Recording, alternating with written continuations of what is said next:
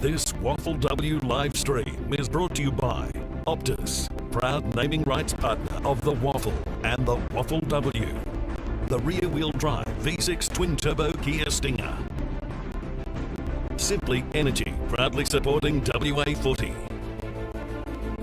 And the West Coast Eagles, supporting WA female footballers to follow their dreams. Are you ready? Ready to go? Are you ready? Ready for more? Are you ready? Ready for me? Oh my my, are you ready? Ready and not, are we going? And I can't stop, are you ready? Ready for me?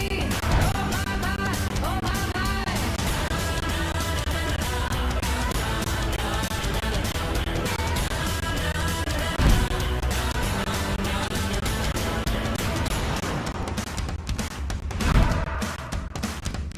Are you ready?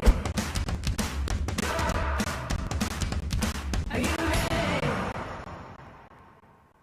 It's round 6 of WAFLW, and it's a massive clash here between Subiaco and East Fremantle. From New Choice Homes Park, it is a Subiaco home game, but it has been switched here to East Fremantle Oval this weekend for the top of the table Lions hosting East Fremantle, who currently sit outside the top 4 and need another win here today to keep themselves right in the mix for the finals. Just 1 week to go after this weekend's action, so much to play for, particularly for the Sharks. Subiaco can stitch up top spot today with a win over the Lions if they can back up their performance back in round 2 when these two sides met for the first time this year. It was a 21-point win to the Lions, and they're looking to back it up again here today at their home, away from home, playing a home game at their opponent's venue.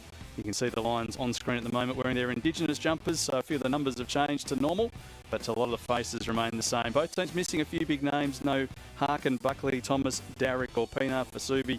East Fremantle got a few missing from last week. Ross, Spark, Tinson and Burton all out as well. So there's quite a few players who would normally be in the best lineup for these two teams. As we look at the weather, thanks to front row screens, it's a beautiful day in Perth, much better than we've had for the last few weeks in WAFLW. Maximum around about 19 degrees today. No real chance of any rain this afternoon. Whatever rain was around was in this morning's weather. But fantastic day for footy. And as we say, so much to play for these two sides. The Lions, a win today guarantees them top spot as they move into the finals. And East Fremantle, well, they just need to keep on winning because it's so tight between 2nd and 4th, or 5th in fact, on the WAFLW ladder. Time for us to take a break. On the other side, we'll get into our commentary team and the action here from our big match between Subiaco and East Fremantle.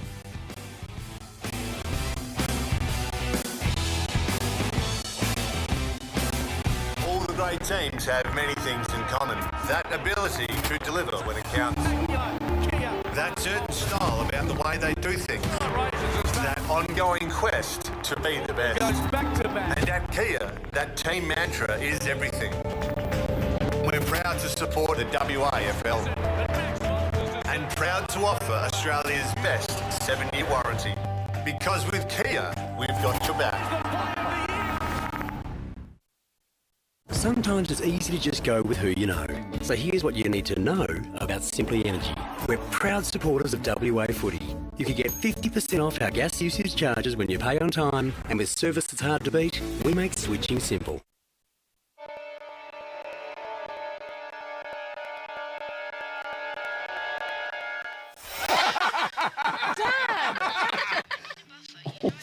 Sorry. This way. It's funny. Dad! How do you put this? Bring your family together. Introducing Optus Family Plan with 4 SIMs and 250 gigs of data to share. Sometimes it's easy to just go with who you know. So here's what you need to know about Simply Energy. We're proud supporters of WA footy. You can get 50% off our gas usage charges when you pay on time, and with service that's hard to beat, we make switching simple.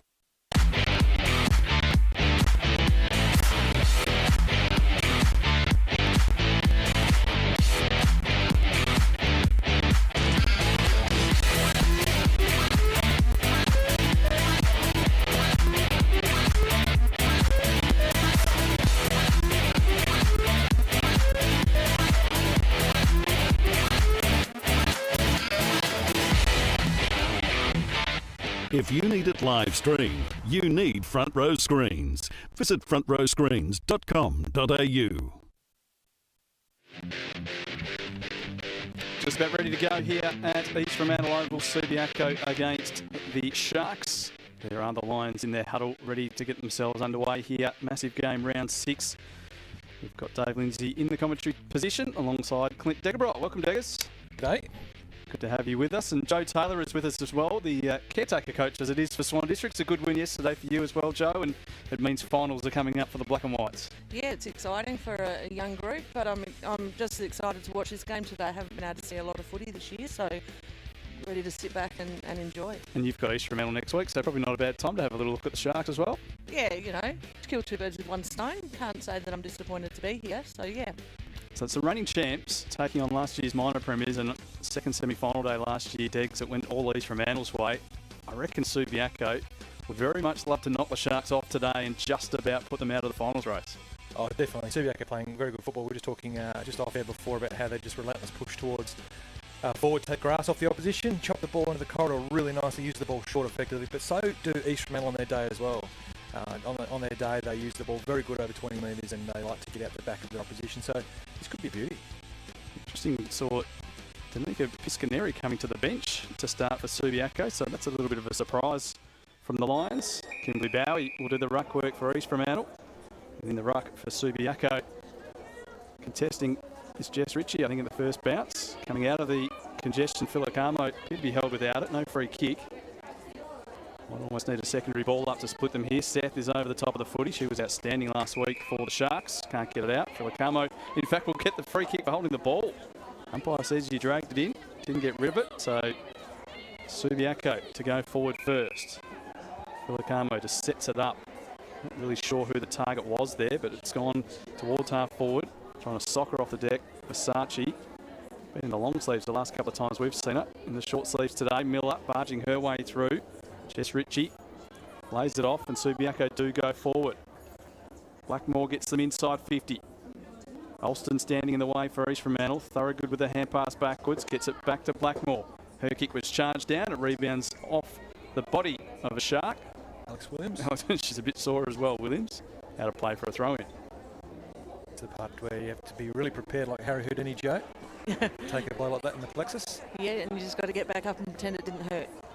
Not very good at pretending at the moment. She's just manning up now on Thorogood. The ball's tossed in high and towards the corridor. Filicamo, little soccer skills. Seen a few of those over the last weeks in the wet. Chopped forward by Blackmore again. Intercepted by East Fremantle, looking to clear. Ball is coming back in through Miller. It's a long and high ball. Favours the East Fremantle defender who takes front spot, which was terrific. At the front, Subiaco with the numbers.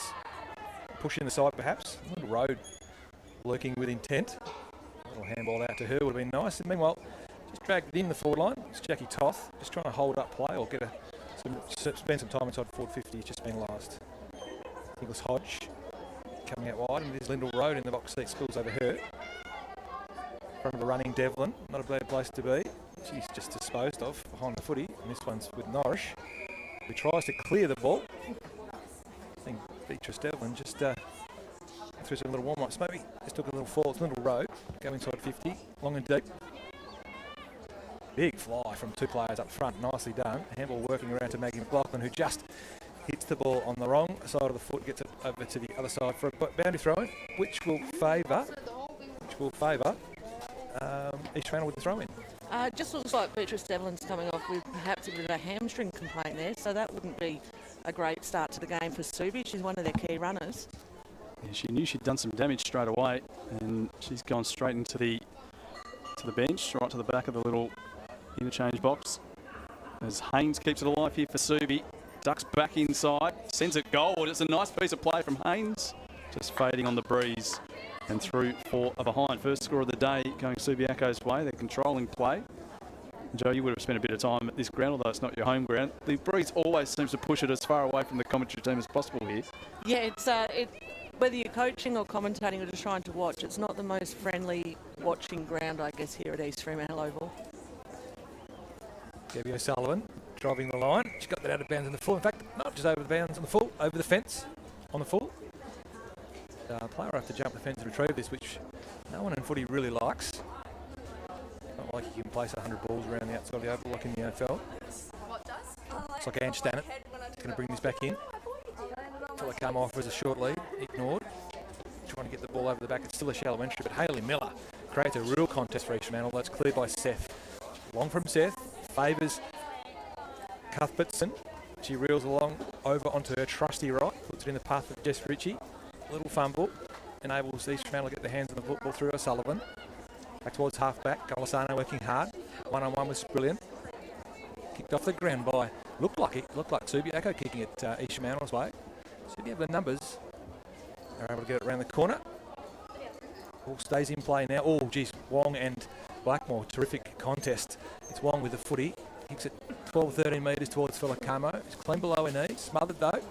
The hands of Bowie. The ruckman set up well. Handball to Versace was good. Versace fumbles the footy. Back to Bowie. Gets some kind of toe on it, but it's Haynes. And Haynes kicks the ball clear for Subiaco for now. Leading in the race on the far side of the ground for Subiaco is Ruby Schleiser, who cannot do enough to keep this ball in. I don't think she'll be too upset with getting that over the line. Get everyone researcher. Yeah, and we just saw Danica Piscanero. She's gone on to full forward, which is a little bit of a new role for her. So hopefully she can clink a couple and get herself a goal or two. So at the boundary throw in, Subi the only scorer of the game so far. Back towards that sideline again. Miller across the body, set up towards the 50-metre arc. Socket out of mid-air by slicing him straight to the boundary, so that will be a free kick going Subiaco's way. Bit of help there from Amy Schmidt, who gave the lasso just to tell the boundary umpire what decision he'd need to make. Haven't seen players do that. We often see players calling for free kicks in other sort of fashions, but the lasso, that's on Williams. Great judgment in the air. Took a fine mark there. She's certainly recovered from the blow she took, making a smother earlier in the quarter. As Gomes across the face of goal, that's the direction she'll go. And then Gomes looks down the line and doesn't see much on just yet. There's a couple of runners working hard to provide an option. A hand pass over the top to Norrish. Back to Gomes. Good combination from East Fremantle out of defence. Now the kick down the line. Over the top comes Lewis. Cuthbertson had her covered. Cleans up an opponent on the way through as well. And gets the ball out of play for a throw-in. Good to see Sarah Lewis back out for East Fremantle. She was a star in the first round against South Fremantle. She's just given Cuthbertson one as well off the ball as they work hard back towards the attacking 50 for East Fremantle. Pushed to the shoulder, just slipped up a little, that's all. Throw in. Worked to the front by Ritchie. Now Miller leaves it for Rode. Had time for a fumble in the recovery. The hand pass wasn't great, but the second effort was good. Slapped it on to Miller. That one came right off the inside of the boot. Will it just get inside the arc? I think it might have. No, the boundary umpire has given the lasso. He wasn't convinced, but he's given the free kick and Norrish will take it for East Fremantle. Norrish, terrific defender for East Fremantle for a number of years now. Looking for Wong. Wong lets that bounce. Pretty Thorogood into the game. And Norwich Wong off the ball. Wong stays alive. Thorogood now diving on. Pushing forward. Seth tackled immediately. Rode on the wing. Waits for Catalano. And they wrap up Catalano. Both Stannett.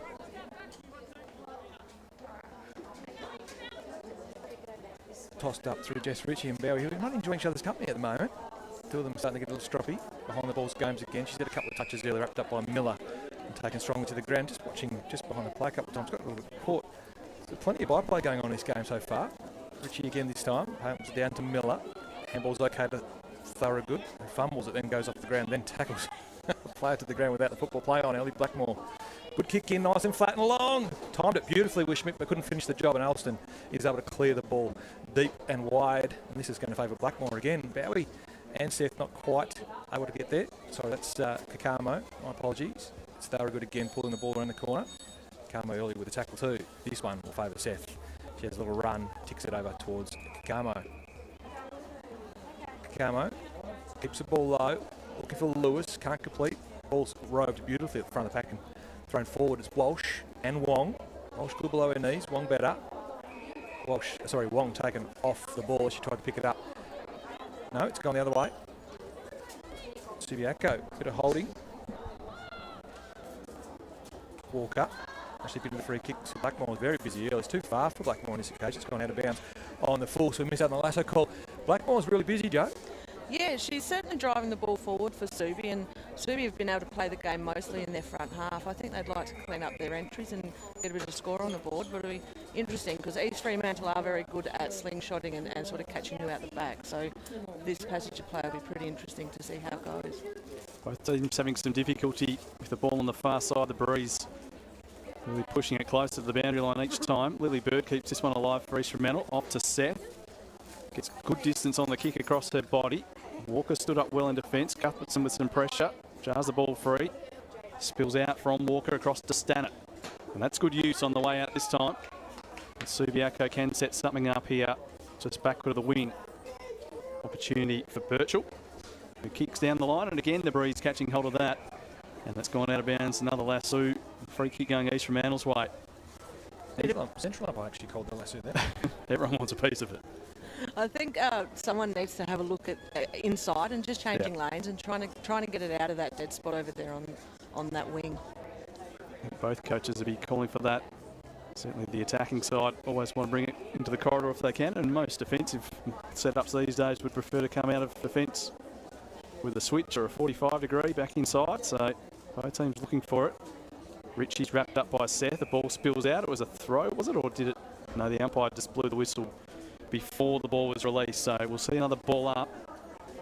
Interesting at these stoppages, Seth is watching Miller very closely. A couple of Fremantle teammates know each other's game pretty well. We've had Hayley Miller in the commentary box a couple of times over the last 2 or 3 weeks. She's done a good job in here, but I'm sure she's enjoying herself more out there on the field as well.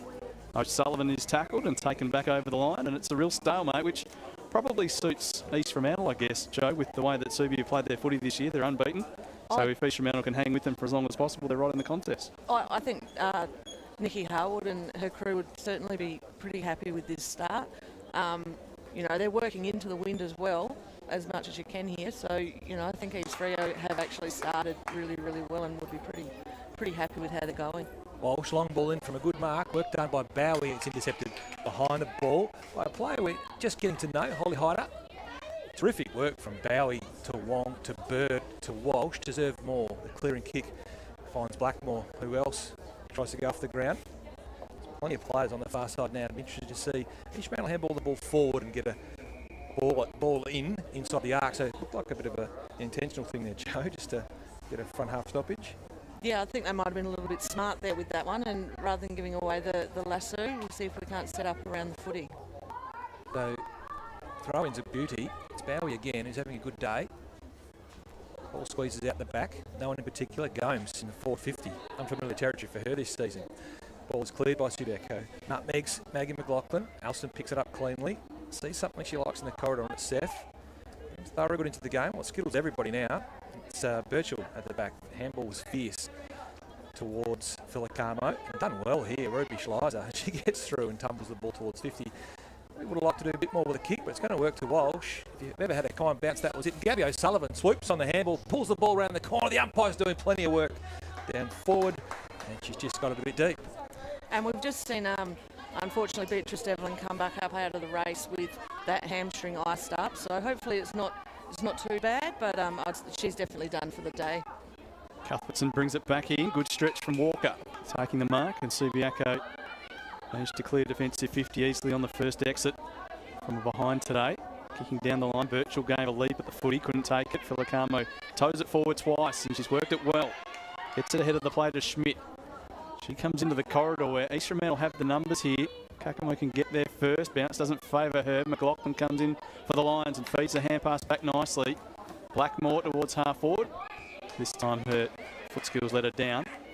And Norrish marks centre half back. Kick out wide for Kakamo. Blackmore comes across to make it a contest and then knocks it forward and soccers it forward. Gains 20 metres. She'll follow up and be the first of the footy as well. Surge kick forward again, but Norrish setting up well behind the ball.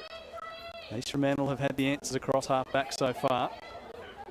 Now they want to take it on, but again forced to go wide. Wong's about to be caught, but she gets rid of it just in time. A bit sore after copping the fierce tackle as well. Here's Seth now. The hurried kick clears the one-on-one contest. O'Sullivan might be first back onto it. Slips over. Claims that she got a fingertip to it before it went out, and she's convinced the boundary umpire as well. So we'll see a throw in. Score still level And we've only got around about 5 minutes to go, or 7 minutes to go rather, in the first term. Gabby O'Sullivan, she's a cunning player, but you see that with the AFLW girls, they know those rules, so they'll make sure that they let the umpires know they know those rules as well. Like soccer, where everyone claims that they weren't the last one to touch it. Ball from Subiaco is intercepted by Kakamo again. Busy as well. Must be running on the same wing as Blackmore, who'd been in 8th possession. Meanwhile, strong mark behind the play. Very neatly done. And that was in the hands of, I don't have number 9 on my book here. My apologies. We'll call that retrospectively. I think it was Wilkins, was it? Wilkins. Yeah. Wearing number 5 on the list, but number 9 in real life. Or have I just got that I reckon totally it's wrong? a 5. We're a long, long way away from here, from the play. Most interesting thing I've talked about so far today night. So I'll get off that and get back to Biscaneri in the ruck finally. She palms this down lovely for Lacamo. Paddles it her way. A tug on the jumper because she had some speed at the contest with the stoppage. Didn't give the ball back. 50 metres. Well, Lacamo's going to be within range here. Plenty of action from Subiaco trying to get in. East Fremantle are well set up. It's caused for Lacamo just to take a little while. She finds something she likes. Little chip into Smith. Cut off by Alston. Alston looks to connect in the midfield. Doesn't quite hit the target. Good enough into the path of Prentice. Prentice's kick towards Lewis. It's 2-on-1 Lewis. It's Cuthbertson who's able to that quite neatly, supported by Shepard from Stannett. And she finds Hayley Miller in the middle of the ground. Nice build up from Subiaco. It's Thorogood on the far side, neatly overhead. Been a dangerous forward Thorogood in 2020. Got used to her being a staunch defender in 2019. Looks towards another player we're getting to know. That looks like Langley. It is Claudia Langley. Done a few neat things early. Gets this on her chest. Now, don't know anything about Langley's kick, Joe. I actually don't either, Deggers, but I will say that I think Amy Lavelle would be happier with that entry into the forward 50 rather than just bombing it to the East Fremantle spare. Deliberate approach and lovely toss of the football. It shows that it's not her first kick for goal. Just falls short, but off the deck, narrowly missing, is Amy Schmidt. Oh, neat from Langley. So Subiaco take the lead. We're ticking down to quarter time. They're undefeated so far this season. A game ahead of Swan Districts at the top of the table, with this game obviously in hand over the Black and Whites as well. East Fremantle currently sitting in 5th spot, knowing that Claremont are in 4th and will be odds on to defeat South Fremantle today. So such an important game for the Sharks, who finish next week with Swan Districts as well. Subiaco keep this ball in their attacking half, and the mark's been taken by Top. Spears it into the top of the goal square. Mark not taken. Would have liked that one right at the top of the goal square. Wasn't able to hang on that time, Miller. Do keep it alive though. Filicamo squeezes a kick on goal. It's gone across the face, bounces in the field of play, and it stays in for Norwich. Sidesteps an opponent and then clears for distance. Doesn't get much on it though. It's going to come back again. Back in towards the corridor, standing her ground in front and claiming the mark is Zoe Gillard. And that's a handy one to take deep in defence. She wants to give off a hand pass. And East Fremantle can clear with a good long ball. Stretching but unable to take it was Curry. Now she's caught. Just got her boot to ball before umpire was thinking about paying a free kick for holding the ball. Close to the line goal. Asano is happy to see that over. And East Fremantle have held on again. So as it can be early in WAFLW games, Joe, a real battle of the defences at the moment. Neither team really able to generate a very comfortable set shot on goal yet.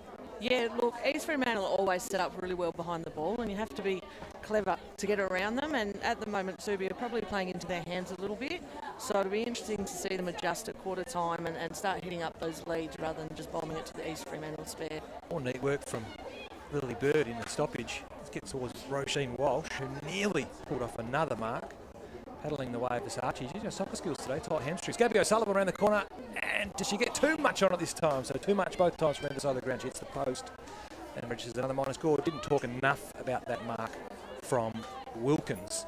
The defensive mark at the start of the last forward thrust for Subiaco was a terrific strong mark. Too busy talking about what number she was wearing. It was a solid mark and looks a player. Nice and tall and strong. Kick in with Subiaco's with Walker. And it's intercepted by Gabby O'Sullivan. Now, Gabby, no stranger to this position on the ground. No stranger from a shot from here. We've seen it. They're at AFLW level. Jail these.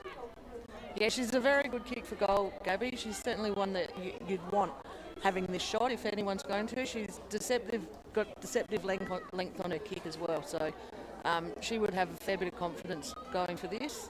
It just depends on what the wind's going to do. Reassuring the umpire that she is taking the shot and she does deserve the time. The wind will help. If she starts it out to the left, the wind will drag it in. It's still a long kick. There's plenty on it, and she does get it out to the left. It's coming back, and it looks a beauty. There's a claim of a touch on the line, but a solid kick from goals all clear. Terrific kick from Gabby O'Sullivan.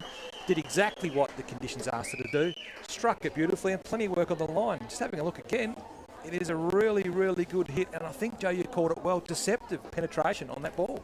Yeah, she's quite diminutive in size, but she just hits the ball like beautifully, and it just flies. So great finish there from Gabby, but she's up and about. I think that's 1 goal 2 now in the first quarter. So that's also East Fremantle score. So she's going all right. The thing I really like about Gabby's game is she doesn't take turns. She doesn't let everyone else have their go as well. She sees the ball, she goes and gets it, or she knocks someone over in the way. Yep, she takes responsibility and it's hers. Got a mate on the other side that does a bit of that too, Haley Miller. Yeah, it's absolutely. lovely to see 2 of them in the same game today. So the Sharks get the first goal of the game, and we're about 45 seconds away from the quarter-time siren, so they would be well pleased. Attacking the right of your screen. Kicks go slightly further to the left of the screen here as a general rule. The breeze going mostly across the ground, so not really favouring either side too much. Chloe Riley wanting to work her way through the pack, and off the ball, I think Wong has been held. She doesn't know she's been held, but she was apparently. So she'll get the free kick, and East Fremantle will get the last chance to score. They go long straight down the middle. Cuthbertson has Lewis covered. Ball hits the deck. Hurry kick forward came from the boot of Bowie, but Subiaco have got enough players in the way just to congest things. Trying to get away out of trouble was Hyder. Knocked off the footy. East Fremantle late chance. Cuthbertson in the way again. Read that one well in the air, and has had Lewis covered for the first quarter. And that is the siren to end that first term, which in the end goes East Fremantle's way thanks to Gabby O'Sullivan's late goal. As a result, they lead it by 6 points here at quarter time. It's been a good contest early between 2 teams that would still fancy their chances of winning the premiership this year. Certainly the Lions sitting on top of the table. And East Fremantle, despite the fact that it's been a bit of a struggle for them this year, they're the reigning champs, so they know exactly what it takes to take out the WAFLW premiership. They're the ones in front at the moment by 6 points. We'll take a break and have the second quarter action after these messages.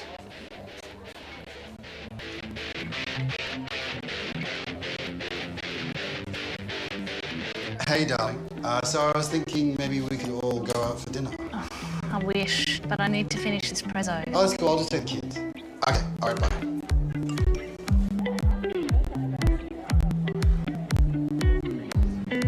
Thank you. But can I get Champagne, sir? Yeah. Bring your family together. What? New Optus Family Plan includes 4 SIMs and the McAfee Safe Family app. Sometimes it's easy to just go with who you know. So here's what you need to know about Simply Energy. We're proud supporters of WA Footy. You can get 50% off our gas usage charges when you pay on time, and with service that's hard to beat, we make switching simple.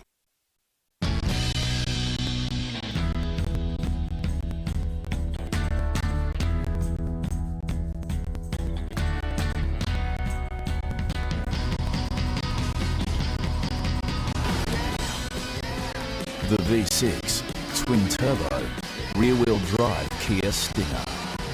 It took 7 years to create and 4.9 seconds to understand why.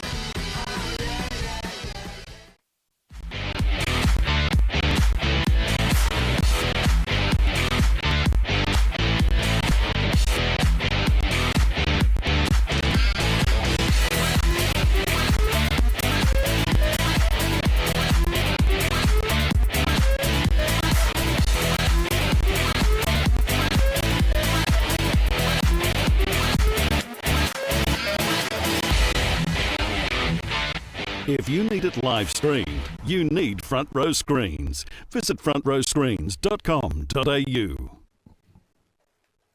Sometimes it's easy to just go with who you know.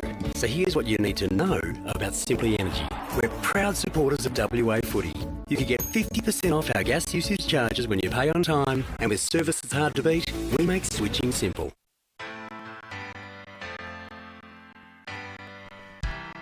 We're inside the huddle here for East Fremantle, who lead at quarter time 1-2-8 to 2 behinds over the Lions. Great footage again down there at ground level from front row screens, looking into the huddle there for the Sharks. As I reckon they'd be a pretty pleased sort of group down there at the moment. They took some of Subiaco's best work in that first quarter, soaked it up, didn't concede any goals, and they've managed to kick the late goal before the quarter time siren to take a 6-point lead into the break. Dave Lindsay, Clint Degerott and Joe Taylor, your commentary team for this afternoon, but let's quickly take a sneak peek into a special piece that will feature in today's halftime show.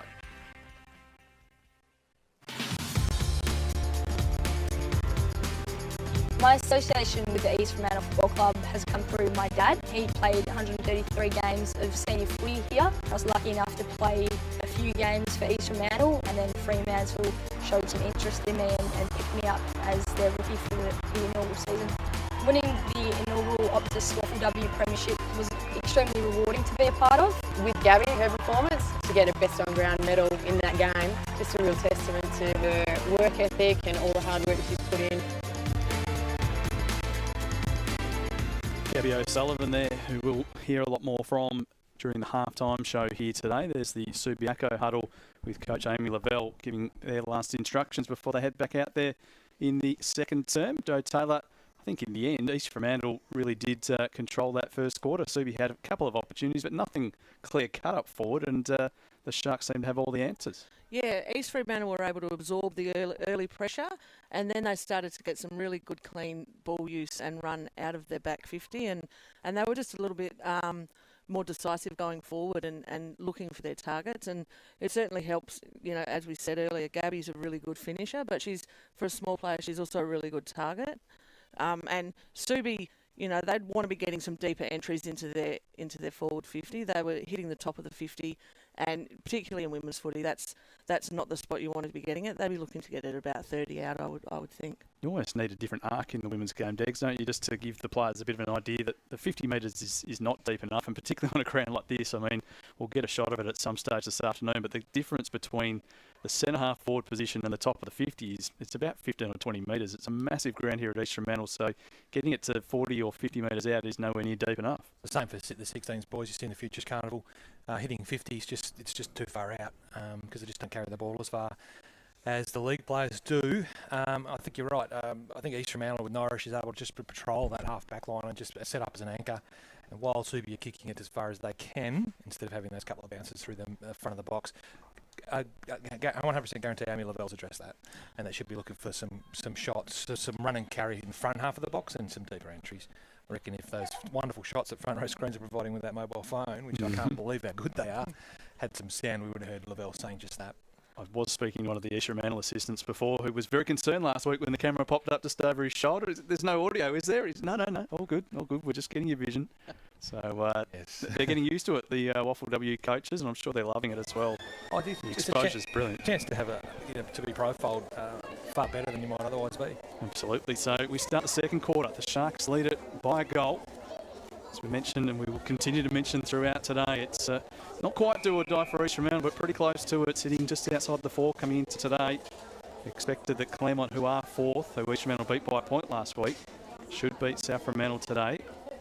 And then that could even be a percentage booster for the Tigers as well, depending on how well South Fremantle hang in there this afternoon. Filicamo, I think as she did in the first quarter, gets the first kick of the second, but turns it over this time and Gomes, who started the game pretty well. Takes the mark on the wing. And it's a bit of a rarity. We're getting the ball over on the grandstand side of the ground. Cuthbertson knocks it away from Lewis again. Versace is there, so too Filicamo, crashing in but losing the footy. Wong off to Seth. East Fremantle get it in deep this time. It hangs a little bit out wide. Chasing it hard, Golisano. She's beaten to it though by Sprullin. Dangerous with a couple of goals last week. Gets this one right deep. Catalano close to the goal line, trying to manufacture something that's gone across the face. And it's hit the behind post. Cuthbertson thinks it might be a behind, but she's got to go to the other side of the behind post and bring it back in.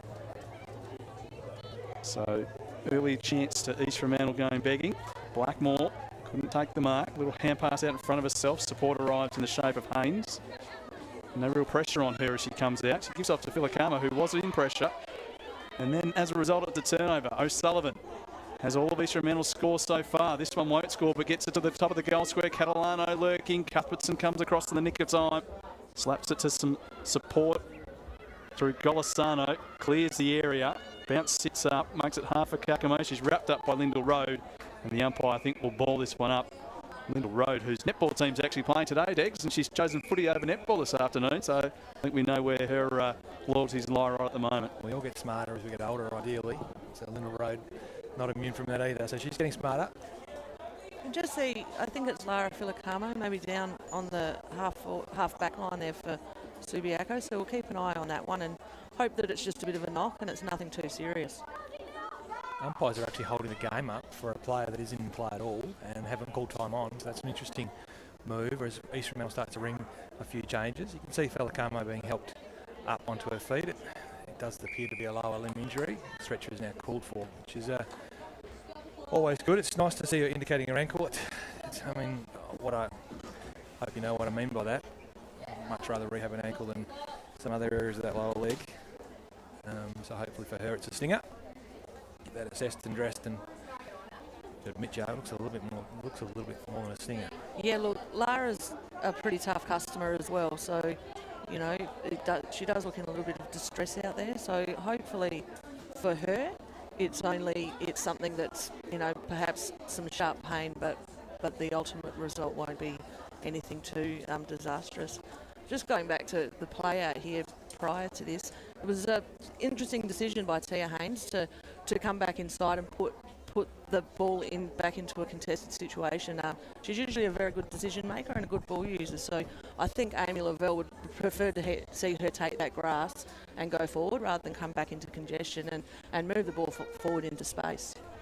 Her indication here looks a bit to be she's going to be carried straight from the ground. As we see across the ground to the other side, groups broken up into their lines, the forwards and the backs, both East Fremantle and Subiaco having their chats. The midfields too have broken away. Just going through some planning and sometimes need to be reassured. So Filicamo has left the ground by the stretcher without going through the interchange. So they've assessed that her day is done. Maddie Ross there.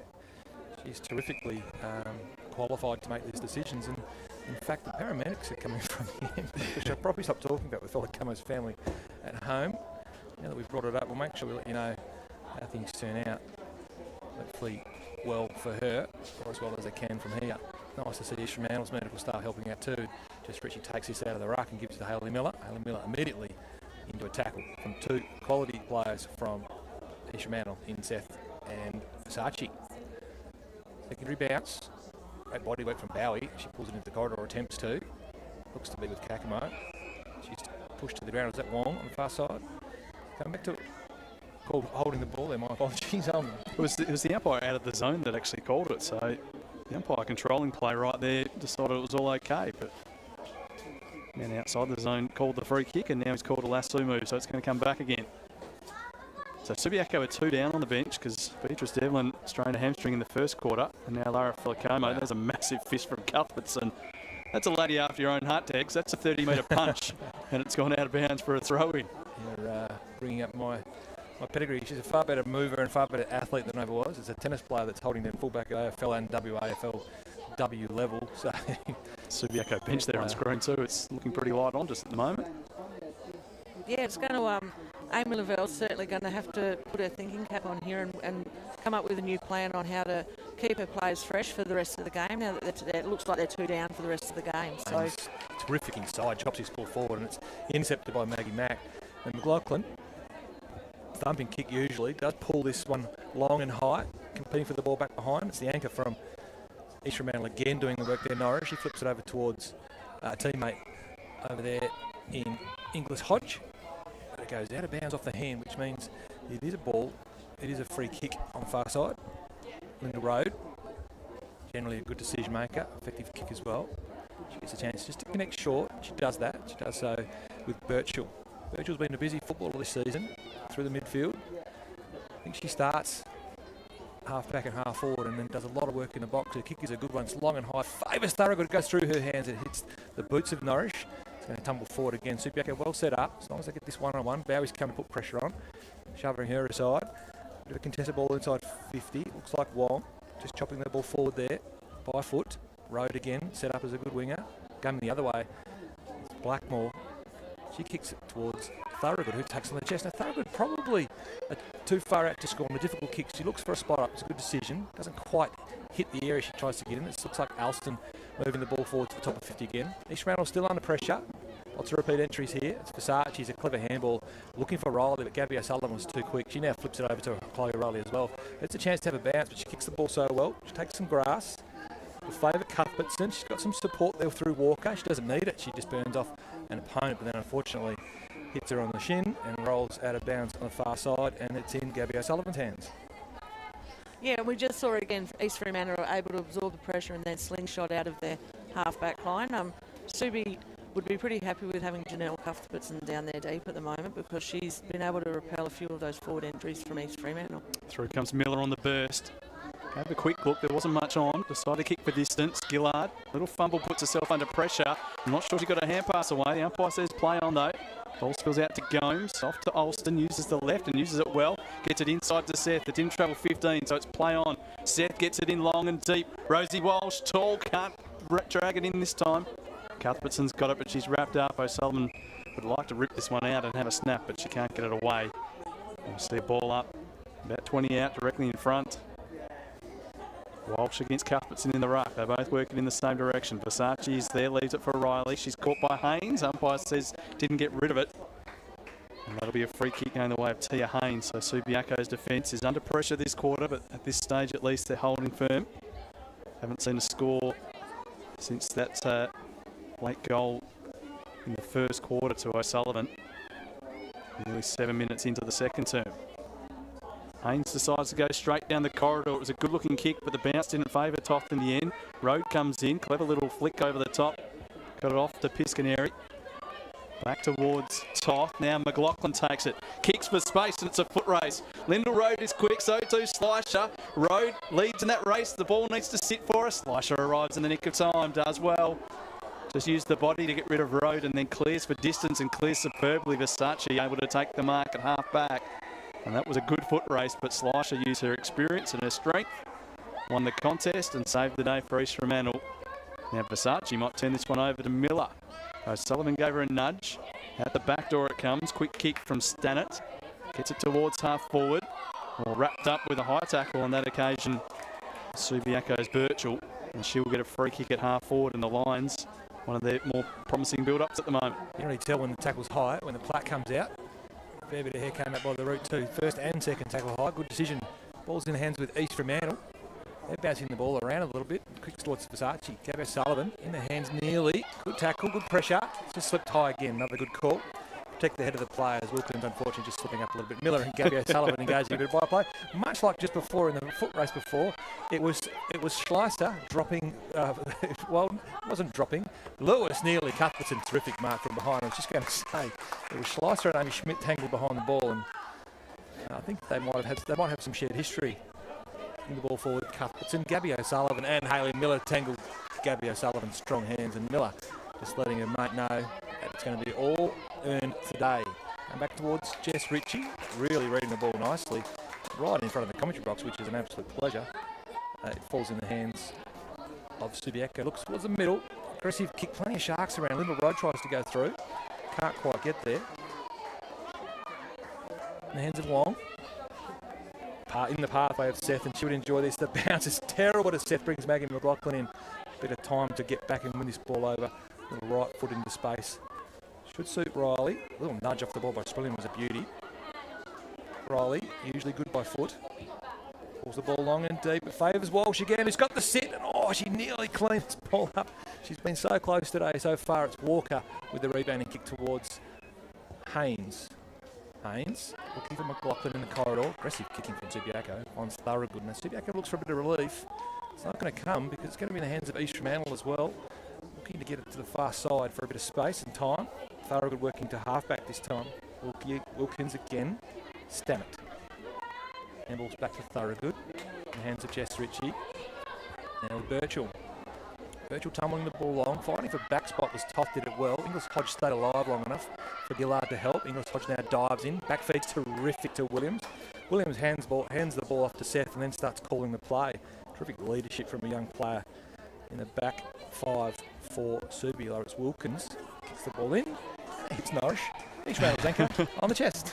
Yeah, Subiaco just not being able to hold any structure forward of the ball at the moment. They're obviously trying to turn it over, but when they look up, they just don't have any real targets to go to. So that's certainly something that Amy Lavelle will be scratching her head about and trying to come up with something at half time. Well, this player could be really important for them now, McLaughlin, with no Filicamo out there. Filicamo's kicked 5 goals this year. McLaughlin is developing as a forward, puts this one well out to the right. They might be happy with the stoppage here in the forward pocket, and that's what they'll get. A throw in just away to my left. I can still see Lara Filicamo getting medical attention from the staff on the ambulance. I think she might have the magic green whistle as well, Dex, so that's never a great sign. But well, certainly it's a good sign the pain might be going away, but never a great sign in terms of the injury that might have been suffered. We won't speculate as to what it might be, but it's down in the left ankle sort of region, so hopefully not a break. Wong is there. Stannett, good pressure. Umpire decided that ball didn't come out legally, so Stannett will come back with the free kick. And it looks to be from about 35 to 40 metres out. So we'll see the tackle here from Ange Stannett.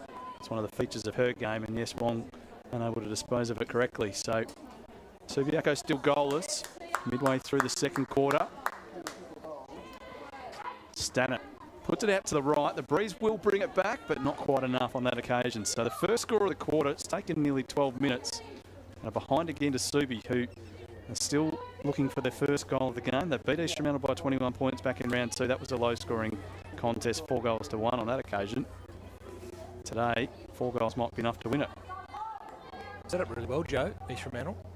Yeah, they certainly have. They've getting their outlets, and Subi just can't defend it at the moment. So they just need to slide and work a little bit harder to close down that space. Well, set up so well that it was in the hands of a running Ruby Schleiser. She's had second bounce, 3 now. Going for 4. I see 4 bounce runs too often. It's terrific to do so. Lovely little connections at the corridor is good too. And it's in the hands of East Fremantle again through Prentice. Prentice's long ball into Lewis, nearly. Well defended in the end by Subiaco, but East Fremantle able to move that ball coast to coast and looking for a hold in the ball decision. It's Gabby O'Sullivan. Wraps up Schmidt. Or is it Birchall? Long blonde ponytails. Gabby Sullivan, long ball in looking for Walsh. In the box seat there was Golisano, and she's able to knock that ball over just a little too much on it. That's a great defence from Tony Golisano, who really has taken her game to a new level this year. Oh, absolutely, and she's got a job on her hands today up against Rosie Walsh, who's, Deg, you can correct me on this, but she's got to be over 185 centimetres. So, you know, Tani's done really well there to bring that to ground. Good body work just to see her under that ball. East Fremantle, meanwhile, Gabby O'Sullivan's had a birthday so far. Outside of the right boot, no. She tries to pull it to the top of the square. And taking a good mark at the top. Playing on a little early. Subiaco players have caused themselves a bit of mischief here. Maggie McLaughlin able to strip Bowie of the footy. It was definitely going back to the square if Bowie had had her way. Stand it now. Bowie again. It's been good at ground level today. Could be one of the competition's best centre-half backs as this ball's just moved in towards Sprillian. And it's a wonderful little kick in favour of Sprillian. It was Catalano doing some work in there as well. So it was Catalano to Sprillian. And Sprillian now has a chance to get the first goal of the quarter. East Fremantle second overall. East Fremantle busy behind the ball, setting up as well. Can't see it on screen, but they are barking orders and getting wings set up nicely. And this kick was Sprillian. Good foot strike. The wind's just opened the ball up a little bit. It's plenty on the line. It's Walsh. Finally takes the catch. She's been threatening it all day. She's got a good brain, Walsh. Got good feet too. Good footy brain. See her already starting to think her way through this. Nice catch. Hard to defend someone so tall. Last on the line. I've seen her do this before at academy level. I've seen her do this against Swans, but I think she might kick this one. Steps out, pulls around the corner, gets it shallow, and it's a 1 behind. Nice work, Walsh. She's been threatening to do that. As you said, Tony Golisano's got her hands full. I think all the Subi backs do. One of the best ways, Dave, to defend the ground here would be to stop the transition through Ruby Schleiser and Philippa Seth. So Cuthbertson with the kick in, long in the Miller direction, good direction to be kicking it. Couldn't take the mark though. Chloe Riley at the back wins the footy, trying to go with the outside of the boot. That was shut down pretty quickly by Golisano, and it's out of play. Are we just going to gloss over the jinx that Joe Taylor put on Rosie Walsh? We're just going to let that one go? I was going to say, it depends on if you've got your Swans cap on or not. I think a Subi win here helps us more. Well, Cara Antonio has been jinxing people for about 3 weeks on this broadcast. She even brought the rain along last week when she told us that there was no rain on the radar. It rained within 2 minutes on that occasion. Yeah, as I said it, I did have some regrets, but I stand by it. I still think if she had that shot again, she'd get it. Slisher goes back towards the top of the goal square. Big pack arrive. Cuthbertson brings it to ground, follows up well, paddles in front of herself. Here comes Sprillian, now knocks her over, but somehow Cuthbertson threw the right boot at it just to make sure the ball stayed in the area for a moment. Lewis wins out in the end. High left-footed kick. Good work again from Golisano, wanting that front position. Feeds it off towards Stannett, who clears for distance. It lands in open space. Foot race is on again. Kakamo first to get there. She's bumped out the way though by Toth, who then is wrapped up and taken high. And she'll get the free kick at left half back. Both wings, Joe, from Subiaco caught in the middle of the ground on that exit. Yeah, they didn't set themselves up very well, though. It was great to see Jackie Toth there, 2-on-1, to be able to put her body over it and win that because they were a little out of position. Nice kick from Toth down the line to Blackmore. Had a good first quarter. Haven't seen quite as much of her in this second term. Hugging that boundary line again with the kick. Over the top comes Ritchie. Might have spoiled her teammate Thorogood off the hands. It's out of play. Another boundary throw in. 4 minutes to go in this second quarter. We haven't seen a goal in the second quarter. Only one goal in the match so far. But East Fremantle won't mind that too much, sitting on a 6-point lead. Reaching out to goal now, Subiaco. We have a pathway. Just got to win this stoppage. Piscaneri, Bowie, neither. In the hands of Toth, trying to break through. She's held up. Good decision again from the umpire just to reset, because no one was going anywhere then. Same two rucks. Palm down. East Fremantle nearly. Subi trying to push the ball forward now through Haynes. Steps inside. It's great. Handball below the knees from Millen. The pickup was terrific. Little fumble. Just has to get this ball over. It's in the hands of Millen now. Usually a good kick of the footy. She's had a little bit of trouble scoring through the middle this season. But it's a great forward play. Now, if Subi gets set up here, Joe, you can lock this ball in and put a little bit of pressure in the last couple of minutes. Absolutely, and that was much better. They were all on the move and able to move the ball forward and get on the move and create themselves an opportunity. Well, I'm impressed by Norwich and more every week. She takes the game on here, kicks the ball long and wide off the hands, out of bounds at 65 metres, which would be happy with Webo's playbook would say that's a great place to outlet the ball in defence. Most definitely, and just watching a few interchanges here, I guess that's the other downside of all the play being on the other side of the field. It's quite difficult to get your girls on and off. 400-metre sprint to get off, and it's hardly a rest. Pulling that off, ball thrown in towards the corridor again. Just Ritchie this time against Bowie. Bowie clean win. Wong, they've connected well today, and Wong runs away. Low ball in, favoured Lewis. Gabby O'Sullivan had read the book. Wasn't finished being written by Lewis just yet. At the back to Wilkins. Fumble forward to Bowie. She's been really busy. I was saying before about her work, just as Catalano runs onto this ball, looking very much like Ashley Atkins. And the kick's okay too. It's low, but it's going to favour this time Subi. I thought just for a moment the other player was going to break away Sprillian. Just couldn't quite get in. Gabby Sullivan plays it on quickly. Sprillian has got a chance if this ball bounces right. It bounces over the back of the head. She's pretty good in this situation generally. She pulls over her shoulder, but too far. Gee, talking about writing books, if you're Cara Sprillian, that's exactly what you want to happen as a small forward, is that ball to bounce back your way against a taller opponent. Nearly did enough too. Ball back into play by the Lions. They've been under siege this quarter. So far, so good in terms of hanging on and not conceding goals, but East Fremantle did strike very late in the first quarter. They might get another chance here. Gomes leaves it for Gillard. Hurries a kick back inside 50. Playing in front but unable to take the mark, Wilkins. Here's a chance for Sprillian. Sidesteps away through traffic. Found some space where there didn't appear to be any. Bounces it goalward. This time doesn't get the bounce. Lewis throws a boot at it. Can't get there. And that desperate lunging touch right on the goal line was enough from the Lions. And a behind only Holly Hyder saving the day in the goal square. And they're just hanging on here at the moment, Subiaco. Inside the last minute of this half of footy, and Haynes will use her experience here and just chew up a bit of clock. Sharks by 7 points. Kick down the line, turns it over. Chloe Riley has it. One more chance for East Fremantle before half time. Sends it inside 50 again, but Haynes does well. Under pressure from O'Sullivan. Stood strong, juggled the mark. And now a little short pass to Lyndall Road. And Subiaco will look to control play surely for the last 20 seconds of the term. Long kick down the line. Williams in good position. Like her work in the air. Unable to take the mark this time, but follows up with a strong tackle on Ritchie. And the umpire will call for a ball up. So a very tight, low-scoring first half of football coming to an end here. And East Fremantle will go to half-time with a 7-point lead. Just the one goal in the first half. That goal coming from the boot of Gabby O'Sullivan. She scored East Fremantle's total score in the first quarter, 1 goal 2.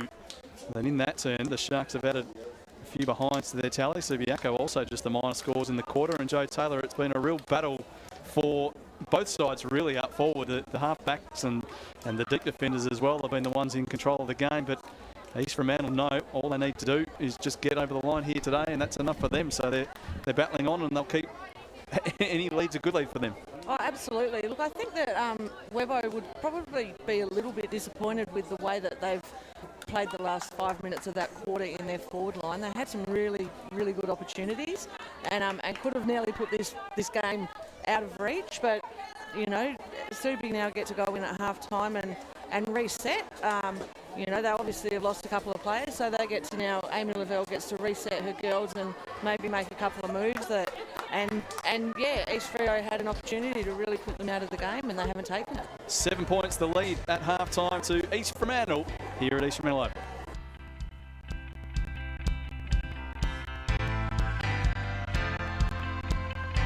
Sometimes it's easy to just go with who you know. So here's what you need to know about Simply Energy. We're proud supporters of WA Footy. You can get 50% off our gas usage charges when you pay on time, and with service that's hard to beat, we make switching simple.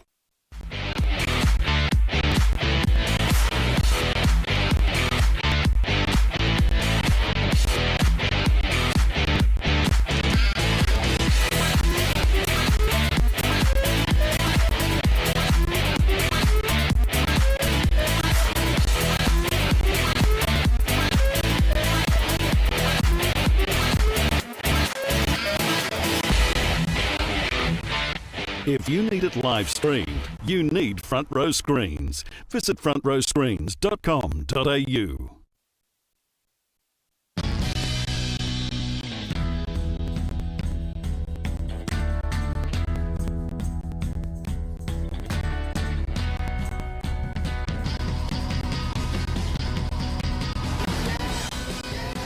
The V6 twin turbo rear wheel drive Kia Stinger. It took 7 years to create and 4.9 seconds to understand why. Sometimes it's easy to just go with who you know. So here's what you need to know about Simply Energy. We're proud supporters of WA Footy. You can get 50% off our gas usage charges when you pay on time, and with service that's hard to beat, we make switching simple. Hey, darling. So I was thinking maybe we could all go out for dinner. I wish, but I need to finish this prezzo. Oh, that's cool. I'll just take the kids. Okay. All right. Bye.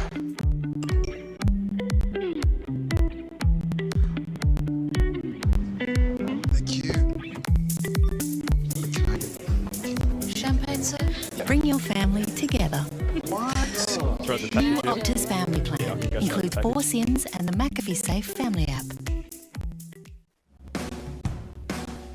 Welcome back to East Fremantle Oval. It's a 7-point lead to the Sharks at half-time. They lead at 1-5-11 to 4 behinds here at East Fremantle Oval.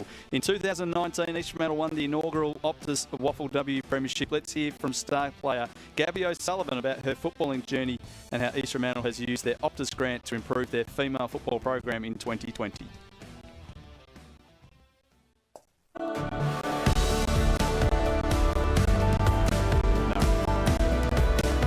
My association with the East Fremantle Football Club has come through my dad. He played 133 games of senior footy here, so when it came to playing footy, Shark Park was an obvious choice for me. She's a bit of a character. She's funny, she is very light-hearted, she's always getting around people, she's very social, and then on field when you see her play, she is just a gut runner, she just doesn't stop. She's fantastic to have around our club and a really good role model for our girls. Well done, Dart. That kick in the goal, I never thought I'd see the day. So I played basketball all the way through my childhood, and then I was lucky enough when I graduated high school to be given a scholarship to go play at the college level in America, and I spent 3 years there. It ties in well actually with football, so we get a lot of basketballers through the system, and you see at AFLW level a lot of basketballers do really well. Her transition was pretty much seamless, but I think just over the last couple of years, she's just a dedicated professional to being elite.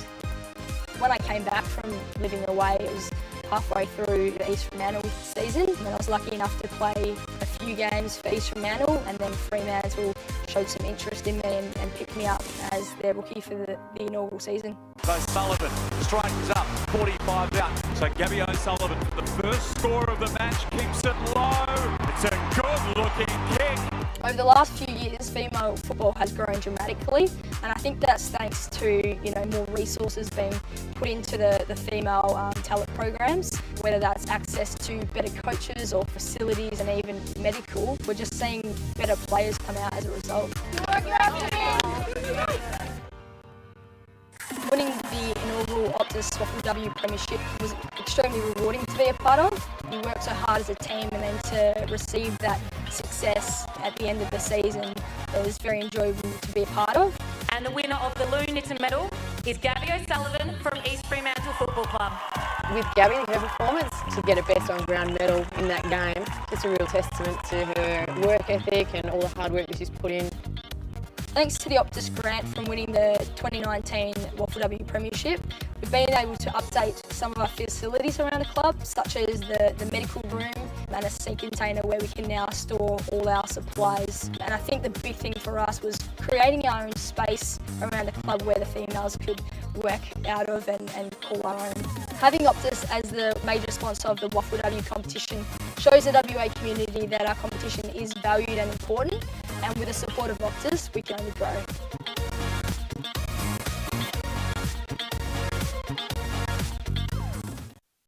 Gabby O'Sullivan there from East Fremantle Footy Club and also the Fremantle Dockers. And what a great season she had with in the AFLW competition, and she's having an impact again here this afternoon. Joe Taylor, we like watching Gabby. She gets involved in every piece of action that is going out there on the field, and she's had an interesting battle at different times today with Phil Seth, one of her Freo AFLW teammates. Hayley Miller at Subi, she's they've been going at it. It'll be interesting, the conversations they have at training on Monday night, but it's good. It's always exciting to see Gabby out there. Something always happens when she's around the ball. She hits it at pace, she does everything with commitment, and you just know that around goals she's going to, if not kick a goal, she's going to create, and she's certainly an exciting player to watch. So the first half, just the one goal kicked by East Fremantle late in the first quarter. We haven't seen any goals added by Subiaco in the first half. Degs, it's 7 points the difference, but East Fremantle would be happy enough with that. They'll take any win they can get today, and probably for that matter, so will Subiaco. I don't think the style of football is going to worry the two coaches too much. There's just a great opportunity here for Subiaco to put a massive dent in East Fremantle's chances of defending their flag, and the Sharks just need to do anything they can to keep their hopes alive. One of those things too where at the moment Subiaco sort of having some players play well at different times, so Tia Haynes really worked hard with Cuthberts in that quarter to keep them in it. Meanwhile, it was Seth and Schleiz that have got off the chain. So East Fremantle seem pretty consistent at the moment in terms of their performance, whereas Subiaco are sort of having some players coming in and out.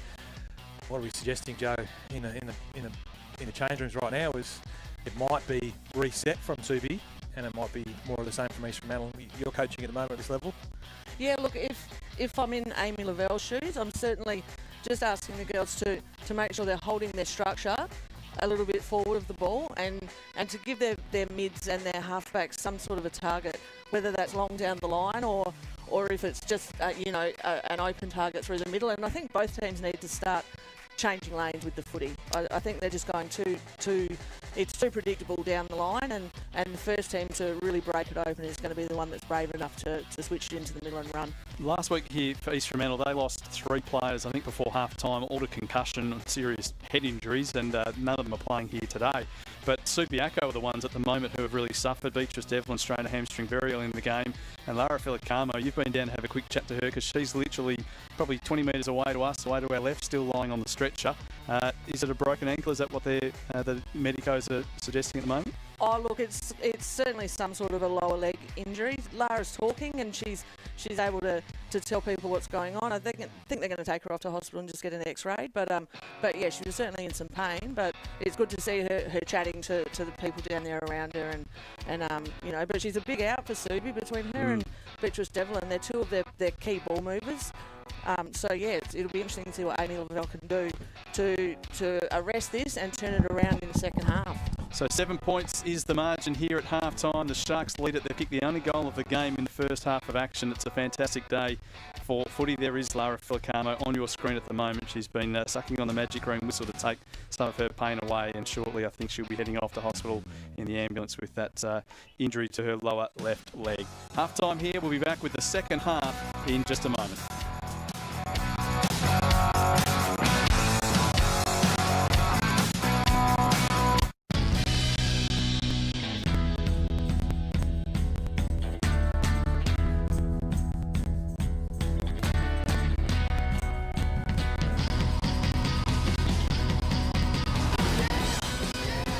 The V6 twin-turbo rear-wheel drive Kia Stinger.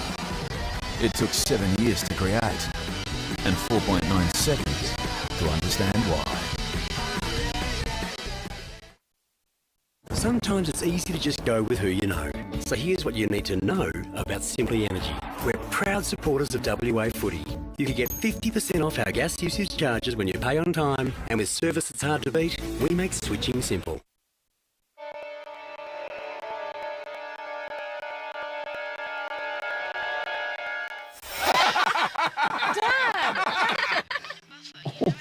Sorry. Just wait. It's funny. Dad! How do you put this? Bring your family together. Introducing Optus Family Plan with 4 SIMs and 250 gigs of data to share.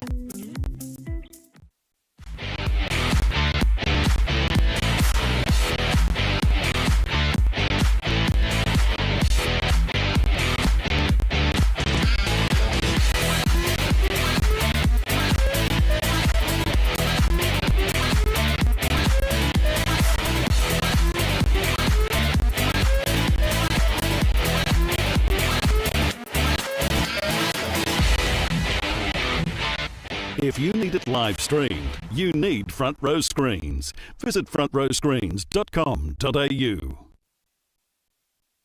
Sometimes it's easy to just go with who you know. So here's what you need to know about Simply Energy. We're proud supporters of WA Footy. You can get 50% off our gas usage charges when you pay on time, and with service that's hard to beat, we make switching simple. Fantastic day for footy here at New Choice Homes Park, East Fremantle Oval, the home of the Sharks. It's actually a Subiaco home game. The game had to be moved due to the start of Leadville Oval, so the Sharks get an extra home game as such. They're back out on the field and they lead by 7 points, 1-5-11 to 4 behinds at half-time. We haven't seen Subiaco return to the field just yet, but you can see there the Sharks going through their warm-up as they prepare to start this second half. Dave Lindsay, Clint Degerbrot and Joe Taylor, your commentary team this afternoon. And Joe, you've been looking after the Swans girls since early in the season. It's been a bit of an interesting season down at Swans, but you're positioned nicely in second on the ladder at the moment. How are you enjoying things in charge? Oh, it's nice. It's a nice job to do when you know that it's only for a small amount of time. The girls have been really good. We've got a young group down there, so to see the way that they've responded and they just want to learn has been outstanding. I'll just say off air, I asked why the game was here today, and Clint Degerbrot's just showing me some vision of Leadville Oval last week, so it all makes sense now. Don't go chasing waterfalls. There's 2 waterfalls flowing during the Rogers Cup game last week, which of course South Fremantle did beat Subiaco in a spirited contest. And there's plenty of goals in the pouring rain too last week. I've been really impressed with the Rogers Cup. I haven't had a chance to say that out loud or live broadcast. The Rogers Cup program has improved markedly. I know we're a league broadcast, but really impressed with the way the little kids are playing footy at the moment. Oh, absolutely. And I'm can testify to how important that Rogers Cup is. At Swans, we've had a really big transition year this year, as have probably Peel and a couple of others, and we're playing a lot of our kids now that we're playing have come directly out of the Rogers Cup, so it's paying dividends across the standard of football, because a lot of those girls are also in talent programs and bits and pieces, so it's raising the level of our competition, and it's not giving us such a heavy reliance on just our top end talent. We've now got a more even balance, as you can see in most of the results for most of the games that we have. Some technical issues at half time. We just had to scramble, or we didn't scramble, we stood out of the way and Matt scrambled. But Matt wanted us just to let everyone know too that I keep saying he's on a mobile phone. He said he's upgraded now. He's shown us the camera, he's giving us those on-field and live pictures, and it was a terrific little thing. So he was a bit upset that I kept on saying mobile phone. It's It looks a little bit more expensive and a little more impressive than a mobile phone. Oh, it's certainly an impressive little setup he's got there. However, if those standard of pictures were coming from a mobile phone, I think that would also be a pretty impressive story to tell. 2 weeks ago at the Swans game was a mobile phone. He said he didn't say he's bored and he wanted something to do. He said that he's just wanting to provide the best possible product that front row screens can. Certainly enjoying it. Hopefully other people around appreciate what Footy Commission and front row screens and our partners too, Simply Energy and everybody else that brings WAFL and WAFLW football to you. Hopefully we're all appreciative of what we're being served up at the moment. It's been a lot in a very short amount of time. Anyway, we're seeing live pictures of both Subiaco and East Fremantle as they're in their huddles. East Fremantle geeing themselves up quite nicely. Subi look like they're making some promises. I must admit I like both, but I do like it when teammates look each other in the eye and make promises and then the nod of the head. You see that from Subi now. East Fremantle are upbeat, and if they stay upbeat, we should continue to see some good ball movement from them. 6 shots to 4. Fortunately, just a 1 goal so far, and it's East Fremantle's way. Tanika Piscaneri comes to the bench again. In front of us before, you can see that fantastic camera that he's using there. It's also Virtual's coming with her too, as is Macintosh. Really happy with what I wanted to say before is Ange Stannett. We've talked about the quality of runners. So we've got Gooch on one side. We've got Stannett on. We've got Tani Testa this week, mate, and Stannett's actually playing, of course. So some high-class runners. It looks like Matty Ross has been cast in the role as a runner as well as Pia Folletti as well. Pia Folletti, the Rogers coach, coaches with the State Academy. Of course, Amy Lavelle herself coaches with Freo. There's plenty of talent on and off the field at WAFLW level as the umpire holds the ball aloft. We're getting underway here in the third. The Rucks go out at Bowie with a good lead. The umpire spotted a hold off the ball. There was a fair bit going on between a couple of pairs of players around that ball up. The midfielder's trying to fight for good position, and Miller gets the free kick for a hold. Uses it superbly. Finds Haynes on the lead, so she's gone forward to start this second half. The kick in the McLaughlin direction, just underneath the flight. Slasher just slides her way through traffic. She's caught the second time, and that's holding the ball. Free kick going the way of the Lions. To be taken by Schmidt. She's too far out to score. She's been a goal kicker this year. Sets this one up to the pocket. McLaughlin at the back is a chance. Gillard paddles towards the line. Haynes can't keep this in. Boundary throw in. That looks to be one of the big changes that Subi have made. Is Tia Haynes going forward. She was nicely settled in defence, but now providing an option coming out of the goal square for this boundary throw in. Schmidt from behind Alston. They work it to the front. Gillard crashed into there by Toth. Ball spills out. Kick around the corner comes from Versace. And a one-hander. Nice juggled work from Bowie. Takes the mark and East Fremantle can clear the defensive end. Ball hung in the air a while. Wilkins stretched but couldn't take it. O'Sullivan. Now Wong. Swings onto that left boot. And pushes this very wide. Too wide. Free kick out of bounds on that far side. And Thorogood will get the resulting free kick 90 seconds into the second half, and still as it was at half time, it's the Sharks by 7. Oh look, Subi would be certainly happy with that start, but as we saw in the first half, it wasn't inside 50s that they were lacking, it was actually getting that next scoring kick. Geez, Haynes' move forward's been a beauty by Lavelle so far. Hopefully that can continue to work. She pumps the ball in. Must be touched on the way because Alston was told she wasn't going to be paid the mark. Back out towards the wing again. Each Fremantle had the dominance on the wings, and Seth just sold the whole field some candy then. Handballs are good enough to get towards Sullivan. Sullivan is able to gather and move the ball quickly. Geez, that feature of their game so far has been fast ball movement. This time it's Golisano on Sprimmin. That change has been made also, and Golisano gets the ball towards the line. Terrific work from Seth at half-back, Joe. Yeah, and you know with Phil, once she gets the ball, she's always going to take grass. She loves to have a bounce, and she's a pretty good user of the ball to her forwards as well. So she's one that you want the ball in her hands along those wings. Wonderful work to Riley, whose movement at the stoppage was terrific. She takes it off hands, pumps the ball inside 50. Walsh just a bit too far. Subi back through Walker, and then Golisano get the ball out to the wing. It's Gomes first to arrive. Walks past it the first time. Step past an opponent too. Alston pokes the ball towards O'Sullivan. He's good enough to take it overhead. Plenty ahead of the ball for East Fremantle. This ball's long and high and favouring Lewis at the back, who takes it on the second grab, and it's her first catch of the day. Shaking that finger, which is the finger that kept her out of a few games. You can see the replay here. She just controls the drop zone. gets her body in the way, and then is able to cradle the ball. And that's a good mark against a quality opponent. Right behind her now. Kicking has been something she's worked on really hard through the off-season. So far, her return this year has been good. From her shots ratio, that is. And she just steps a little inside and pulls that around the corner. And it's amazing when you pull your hips that way, it's where the ball goes. And kicking is an art, isn't it? Just as more of an art than a science, I'd say. Oh, absolutely, and it just gets 10 times harder in front of the big sticks. I will say, Deggers, we are 1-1 now on Jenkinson the key forward. I reckon if she, just like to say, if she had just followed hips forward, there's a good mark in there by Miller too. She'd have got that straight through for a goal. Art being the art of using the brain in that situation, not getting the jitters. Good mark taken by Schmidt. Second grab in front of Bowie. Bowie's been good today. Science, of course, is put your hips in line, follow through. Schmidt does that. Over the back. Seemed to hit Birchall in the nose.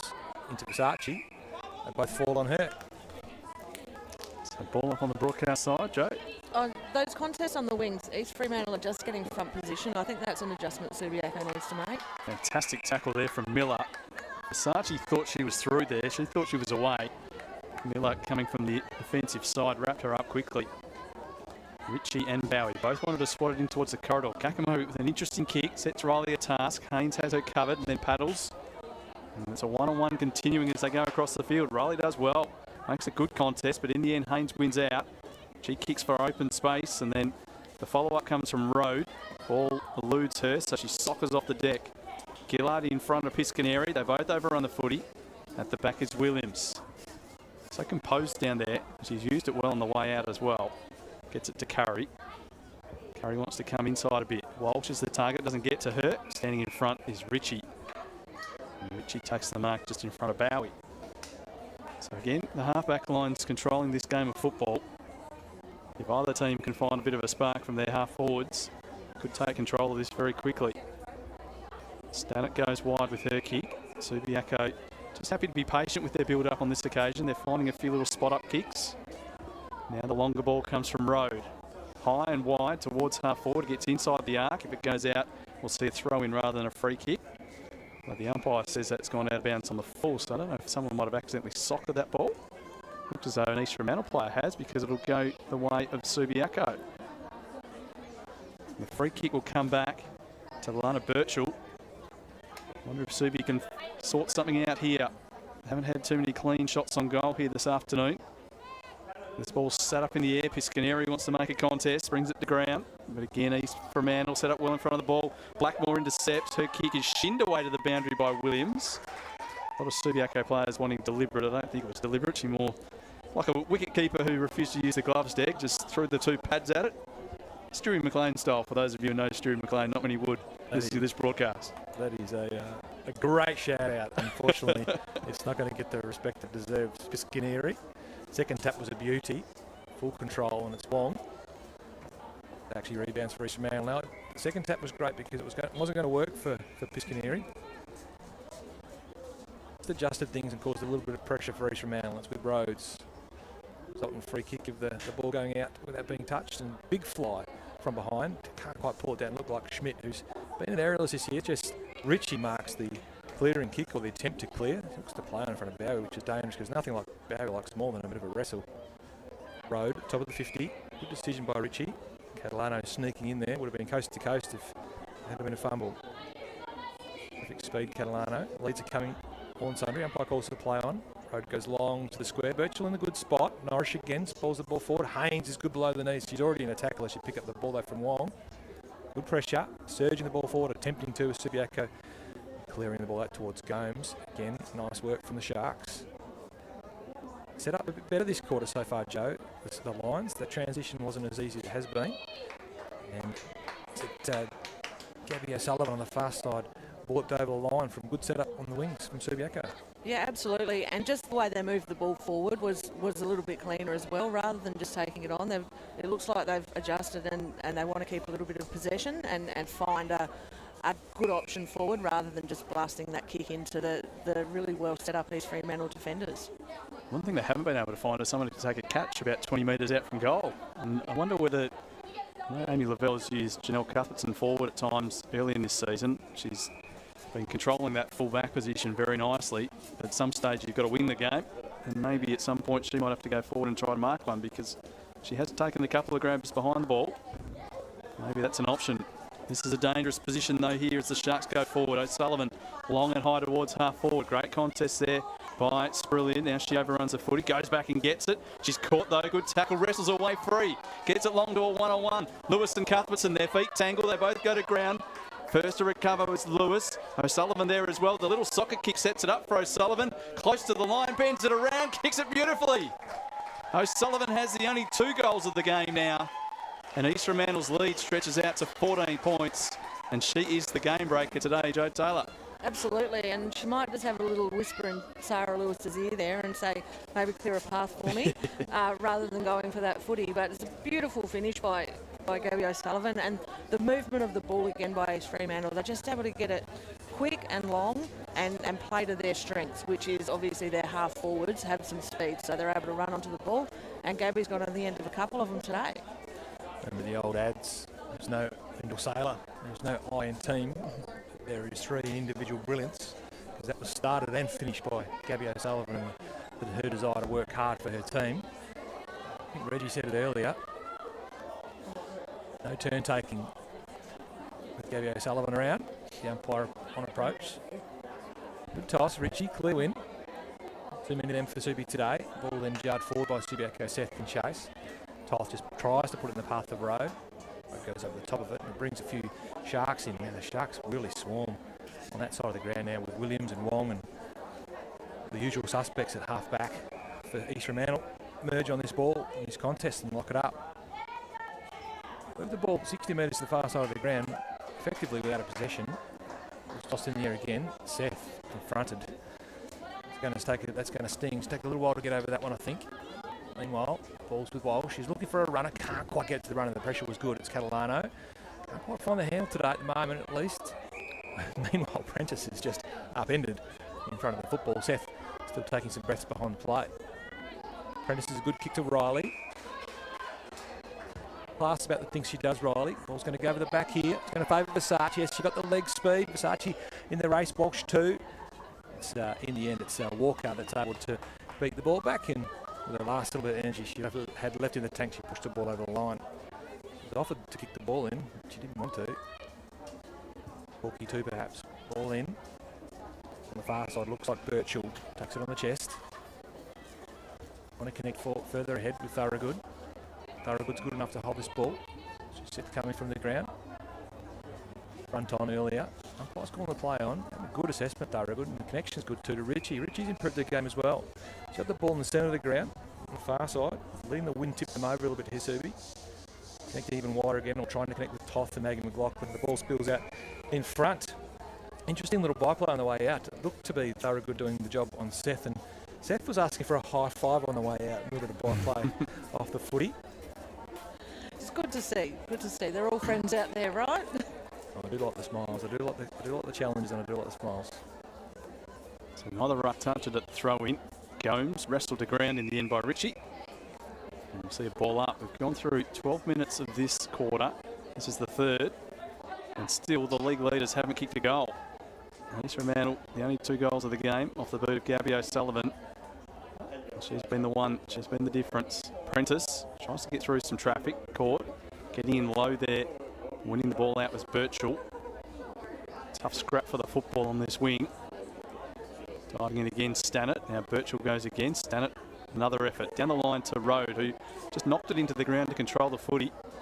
Gained possession, Slisher runs into a teammate, got out of trouble, off to Wong, back to Slisher. From a step, kicks down the middle of the ground, attacking it hard but overrunning in the end with Birchall. The Sharks nearly through. Sprillian was tackled high. Ball comes back. This is where the Sharks have been dangerous. So this kick's been turned over. Haynes has it. Subi need to go quickly and go straight, but instead they've gone wide. Road has it in some space. Can they set something up? Thorogood's on the end of this kick. Has an immediate bounce, runs herself into trouble, dodges that opponent, comes inside with a kick to Birchall, who takes it. Probably just beyond her from here. Fair target in the square. Piscaneri deep. wants to give a lead, gives a push off her opponent. That's ignored. Birchall's backing herself in from here. The Breeze will push it left to right. Will take her absolute best effort. Looking for Subiaco's first goal of the game. Nearly 3/4 of the way through the third quarter. It won't have the carry. At the back, Norrish happy just to work it over for a behind. And Subi's first score of the third quarter is another behind. And the lead for East Fremantle is 14 points. And it's only the third quarter, Joe Taylor, but time's ticking away here for Subi.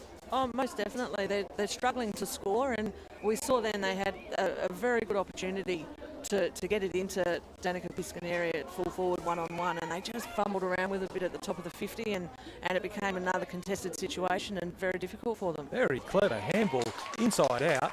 Joe Taylor, as she speaks about a contested catch, Danica Piscaneri takes the ball in front of Norrish.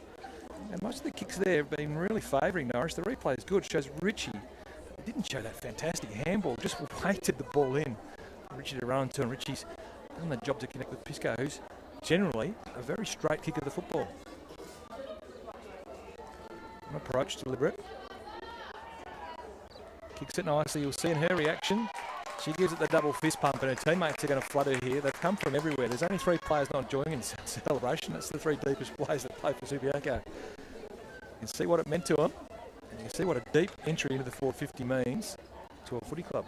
Absolutely, and ironically, East Fremantle have dominated the scoring and the play, and with that goal, Subi are right back in it.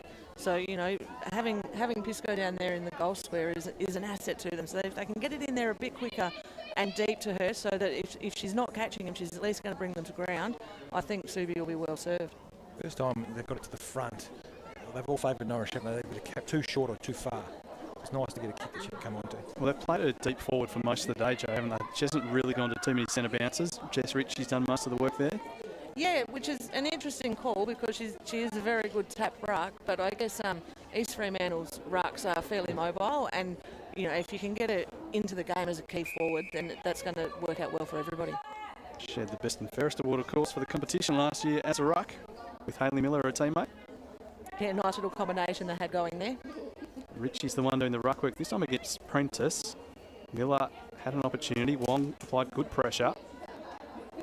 Little slap back favours Seth here, who's recovered from the knock she copped earlier in the quarter. Goes high with a left boot towards attacking 50.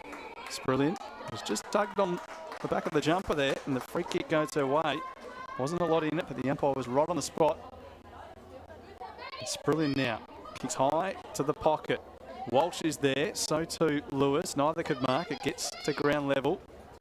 It's not coming out from underneath that pack. We'll see another ball up. So for all of Subiaco's good work getting that goal, they can ill afford to give one away quickly in return. They'll be doing their best here in defence to clear this ball, although Riley's got other ideas. She paddles twice, collects, snaps on goal from a tight angle. She's pushed it across the face, and it's gone out of bounds on the full. So Subiaco with the free kick left back pocket. The margin is 8 points. Our scoreboard here says 7, but I think the scoreboard at the ground here says 2-7-19. So I might have to double check that one at the 3/4 time break. The goal umpires will do that. Dex, do you enjoy that when they go across and have a chat with the scoreboard? Absolutely my favourite part of the day with umpires. That is a mark, so thorough good. Absolutely understandable that the umpire couldn't see that because it was about 50 hands. She just fell in her hands, but the umpire had no view whatsoever of that. Good call. Richie against Prentice. Prentice a short ruck. Tackles ferocious. Who guess who? It's Seth taking the ball and Miller taking her and sacked behind the ball. Thorogood was Prentice. Sorry, it wasn't. It was Kakamo. My apologies. Kakamo felt the full force of Birchall. Long ball in's okay. Pushing and shoving. Tug of the jumper. Some hand waving too. Resultant free kick will be with the East Fremantle forwards. Looks like Lewis was one that put a bit of pressure on. You can just see the hole up there. It's not our job to be talking about the umps. They're a lot closer to the action than we are. Oh look, and that was a really good entry by East Fremantle, and they're outsizing the Subiaco back line down there. So what do you reckon, Matty Ross? You said Matty Matty Ross there, the runner. Send the runner out there and tell Sarah Lewis to kick the goal. Yeah, So that can be the only message, right? It's good coaching because that's exactly what needs to happen. Hope the message wasn't after take this kick, come off. Yeah, go in the ruck. So riding behind Lewis. She ran straight at the goals and unfortunately just doesn't get the foot strike on it that she wished. Was that the message? Aim for the left hand behind post? Aim for the outside of your left foot. No. Sometimes too much in the head of a player cause an issue too. Sarah Lewis just needs to back her skills. She is a good kick of the football. She is a terrific mark of the football and she just needs to trust herself. Ball with Subiaco now. Ball striking the behind post on the full. That goal height. Not much to do here for Subi except to go down the line. It's a short kick. Lewis gets a chance to make amends. It goes over her. Balls to Subiaco behind. Blackmore chooses to kick it off the ground. A little touch on here will be good, but it's going to come straight back in. Ball's long and high again. Little push. It's just enough to hold her ground and a neat catch there taken by Hyder. It's been okay. First game I've seen her. Some nice things. Attempts to connect with Thorogood. Can't quite. She's got the job on Seth now. Quite a close tag there. Stannett tries to throw the ball away. Ends up in Blackmore again. She's starting to get her hands on the football once more, but this is turned over again by East Fremantle on the far side. Looks like Prentice, a long way away from here. Choice Homes Park. Want the whistle off the ball? No, I'm hearing things. And ball off to Gabby O'Sullivan. Some interesting sound effects in the mic. Skineri standing under the football, gets monstered from behind. This ball is good. Ball comes out to Catalano, famous for her pace. She isn't able to get a handball on this, and Hella Miller has won herself a free kick at half back. She's got Haynes on the far side. She's turned, closed the gate. She's turned to the windward side. She sees Haynes now. Haynes has got a bit of space, but Rosie Walsh has done some great work defensively to hold her up. She hadn't have done that, Reggie. She went off to the races, Hainesy. Could have been. I think we'll hear the siren any moment now, though, so another tight quarter, a goal either way. O'Sullivan kicked her second midway through this third quarter, and then Piscaneri, the only goal for Subiaco, coming at the 15-minute mark of the third term. And despite the fact they've only kicked one goal, they're right in this contest because it's such a low-scoring battle between two very good teams. Neither team really able to play their best footy today, but East Fremantle sitting on an 8-point advantage going into the final quarter. And they know that they just need to win here today to keep themselves right in the mix for finals, whereas Subiaco could stitch up top spot, win the minor premiership if they win this afternoon, remaining undefeated after 6 games if they can finish off here. But they're going to have to come from behind today. They trail by 8 points at three-quarter time. And there's a happy Shark pack coming in to listen to the words of their coach. One big quarter to go here. The front row stream of East Fremantle and Subiaco. It's the Sharks by 8 points.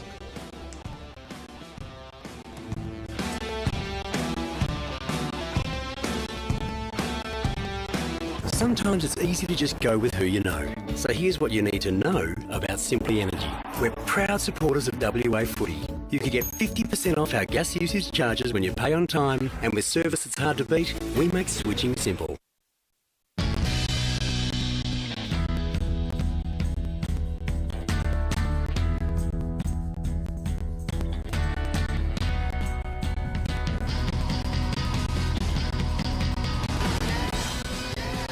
The V6 twin turbo rear wheel drive Kia Stinger. It took 7 years to create and 4.9 seconds to understand why. Hey darling, so I was thinking maybe we could all go out for dinner. I wish, but I need to finish this prezzo. Oh, that's cool, I'll just take the kids. Okay, alright, bye.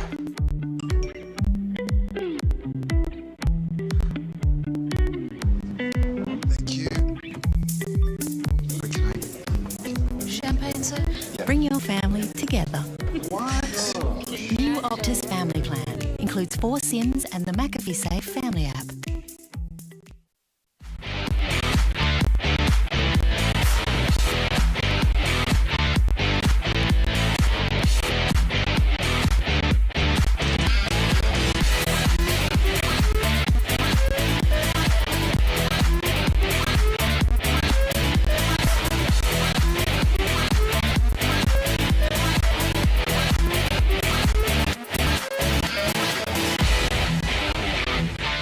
If you need it live streamed, you need Front Row Screens. Visit frontrowscreens.com.au.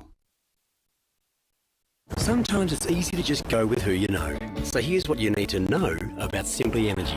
We're proud supporters of WA Footy. You can get 50% off our gas usage charges when you pay on time, and with service that's hard to beat, we make switching simple. Big final quarter to come here. Subiaco taking on East Fremantle. It's actually Subiaco's home game, but it is here at New Choice Homes Park, Shark Park. There's Gabby O'Sullivan, who has been the standout player out there on the oval here this afternoon. She's kicked two goals for East Fremantle. They've only kicked 2, and that's been enough for them to hold an 8-point lead with a quarter to play. 2-7 playing 1-5. Here's some of the highlights from the third quarter. Dave Lindsay, Clint Degrott alongside Joe Taylor. And Joe, it's been a real battle. Neither team have been able to play anything like their best football. But again, the Sharks are doing just enough to keep their noses in front. Oh, absolutely. The conditions out there seem pretty nice for footy, so it would be... In this last quarter, we might actually see a bit more of an adjustment and see some free-flowing footy and the skills of these girls on show. You know, and just on Gabby O'Sullivan, it's almost like she knew she was going to be the half-time feature today, so she thought she should come out and back it up. Subiaco know that today is a big day for them in terms of the rest of the competition, because East Fremantle are the reigning champs. They're a team that the rest of the competition know if they're around in the finals, they are a team to watch out for. Last year, they came from a long way back to win it. They didn't play their best footy probably until grand final day, and that's the best way to play your season if you can. You only have to play one outstanding game, and that's on grand final day. And I reckon you personally, obviously, looking after Swan Districts, would probably be hoping that maybe Subi could get the job done here and make East Fremantle really battle to scrape in. But Subiaco know that as well, and I reckon it's on their minds. Oh, it's certainly a bit of a mental battle. Subiaco finished on top of the ladder last year and went out in straight sets. And as you say, East Fremantle were able to build some really good momentum and definitely played their best game in that last game of the year, as I witnessed firsthand. But yes. But yeah, so I know that the guys from Peel and Claremont will be keeping an eye on this one pretty closely and hoping that Subi might be able to pull something out in this last quarter. We're inside the Sharks huddle at the moment as they get the final rev up, and looking at Subiaco, they've only got 4 players going forward at the moment. Now they've worked it out. Tia Haynes was going to go in the middle, but now she's going forward. So well, it's not a bad coaching move. 5 on 4 in the midfield to start the game gives you an advantage. If you can get away with sure, it. Yeah. I'm sure you will. In fact, give a free kick away from not having enough forwards to play the footy these days. So it is pretty much perfect conditions. There's a bit of breeze going across the ground towards the outer side, but apart from that, best conditions we've had for football in WAFLW for a number of weeks. Unfortunately, the score doesn't reflect that. Both teams have struggled to kick goals. Both teams have really struggled to generate quality shots on goal. Especially Sarah Lewis was pretending that she was going to man up on Golisano, and Golisano, big smile on her face, just pushed her away, pushed her deeper. I'm playing on Sprillian, mate. You can go down there and battle with Cuthbertson. She's playing against her old team, of course, Sarah Lewis. Featured for Subiaco last year. As the umpire gets us underway to start the last, Jess Ritchie in the ruck again. Piscaneri starts on the bench as she did at the start of the game. It's been an interesting strategy from Subiaco. They are a couple of players down as well. Lara Filikomo was injured during the second quarter. It looked to be a serious ankle injury. Speaking of serious ankle injury, Hayley Miller's just gone down, accidentally kicked the leg of an opponent. She tried to kick that football. Might be Gomes who's hurt as well. Both of them are sore. As this ball's still there to be won. Nice hands from Riley. Spins around and kicks it towards half forward. Sprillian comes at the football. Can't take it with her. She goes a second time. O'Sullivan has her head taken off just about. No free kick. Slapped away from Golisano. O'Sullivan in the way again. Already has 2 goals to her name. Gets this one deep inside 50. Cuthbertson attacked it well. Controlled it nicely. Threw it on the boot, but there's no one there. And O'Sullivan has it again. Spots up Versace in the pocket. Just had a bit too much on the kick. Cleared her head and away it went for a boundary throw-in. Looking back, Hayley Miller appears to be okay. She's up and moving again, which is good news for Subi. They've got enough injuries, of course, with Beatrice Devlin straining a hammy early in the game as well. Yeah, it's always tough to know with Hayley, though. She's famously played on a broken leg before and with a punctured lung. So Trent Cooper will be sitting at home hoping it was just a bit of a kick to the shin. But yeah, with Hayley, you never quite know. Wade Spilker in the box behind us too. Just be a little bit nervous moment for Miller, but she looks up and about now. Do sting when you kick another player's leg. That shin area, it's a terrific kick again. She's able to connect on the far side, not for the first time. Tia Haynes. That Jackie Toth. Sometimes those two mixed up, same height. Toth, it's a decent kick towards. Ruby Schleiser doing some solid defence. bends over and picks it up, trying to really work hard to get that out. But she's wrapped up beautifully by Maggie Mack and a couple of other Lions just to hold her up, which is a good idea because she's got some toe. Ball up again. Bowie pushing and shoving. This one, Richie. All over the back. Sharks just have to stand on the ground through it. O'Sullivan. Another good, strong tackle there too. Couple of minutes play. Continues to be an arm wrestle between the two half-back lines. Saatchi, generally a long right foot kick. Looks for an inside 50, and that's a favourable bounce for East Fremantle. Walker will get there first, and she's run over eventually by Alston. Alston. That is Sheridan Curry. We didn't think.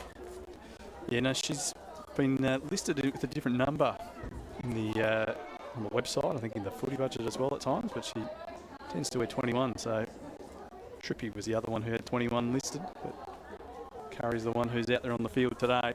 So no chance to get away with this ball either. So Subiaco, undefeated this season. Their closest game was a 2-point win against Claremont back in round 1.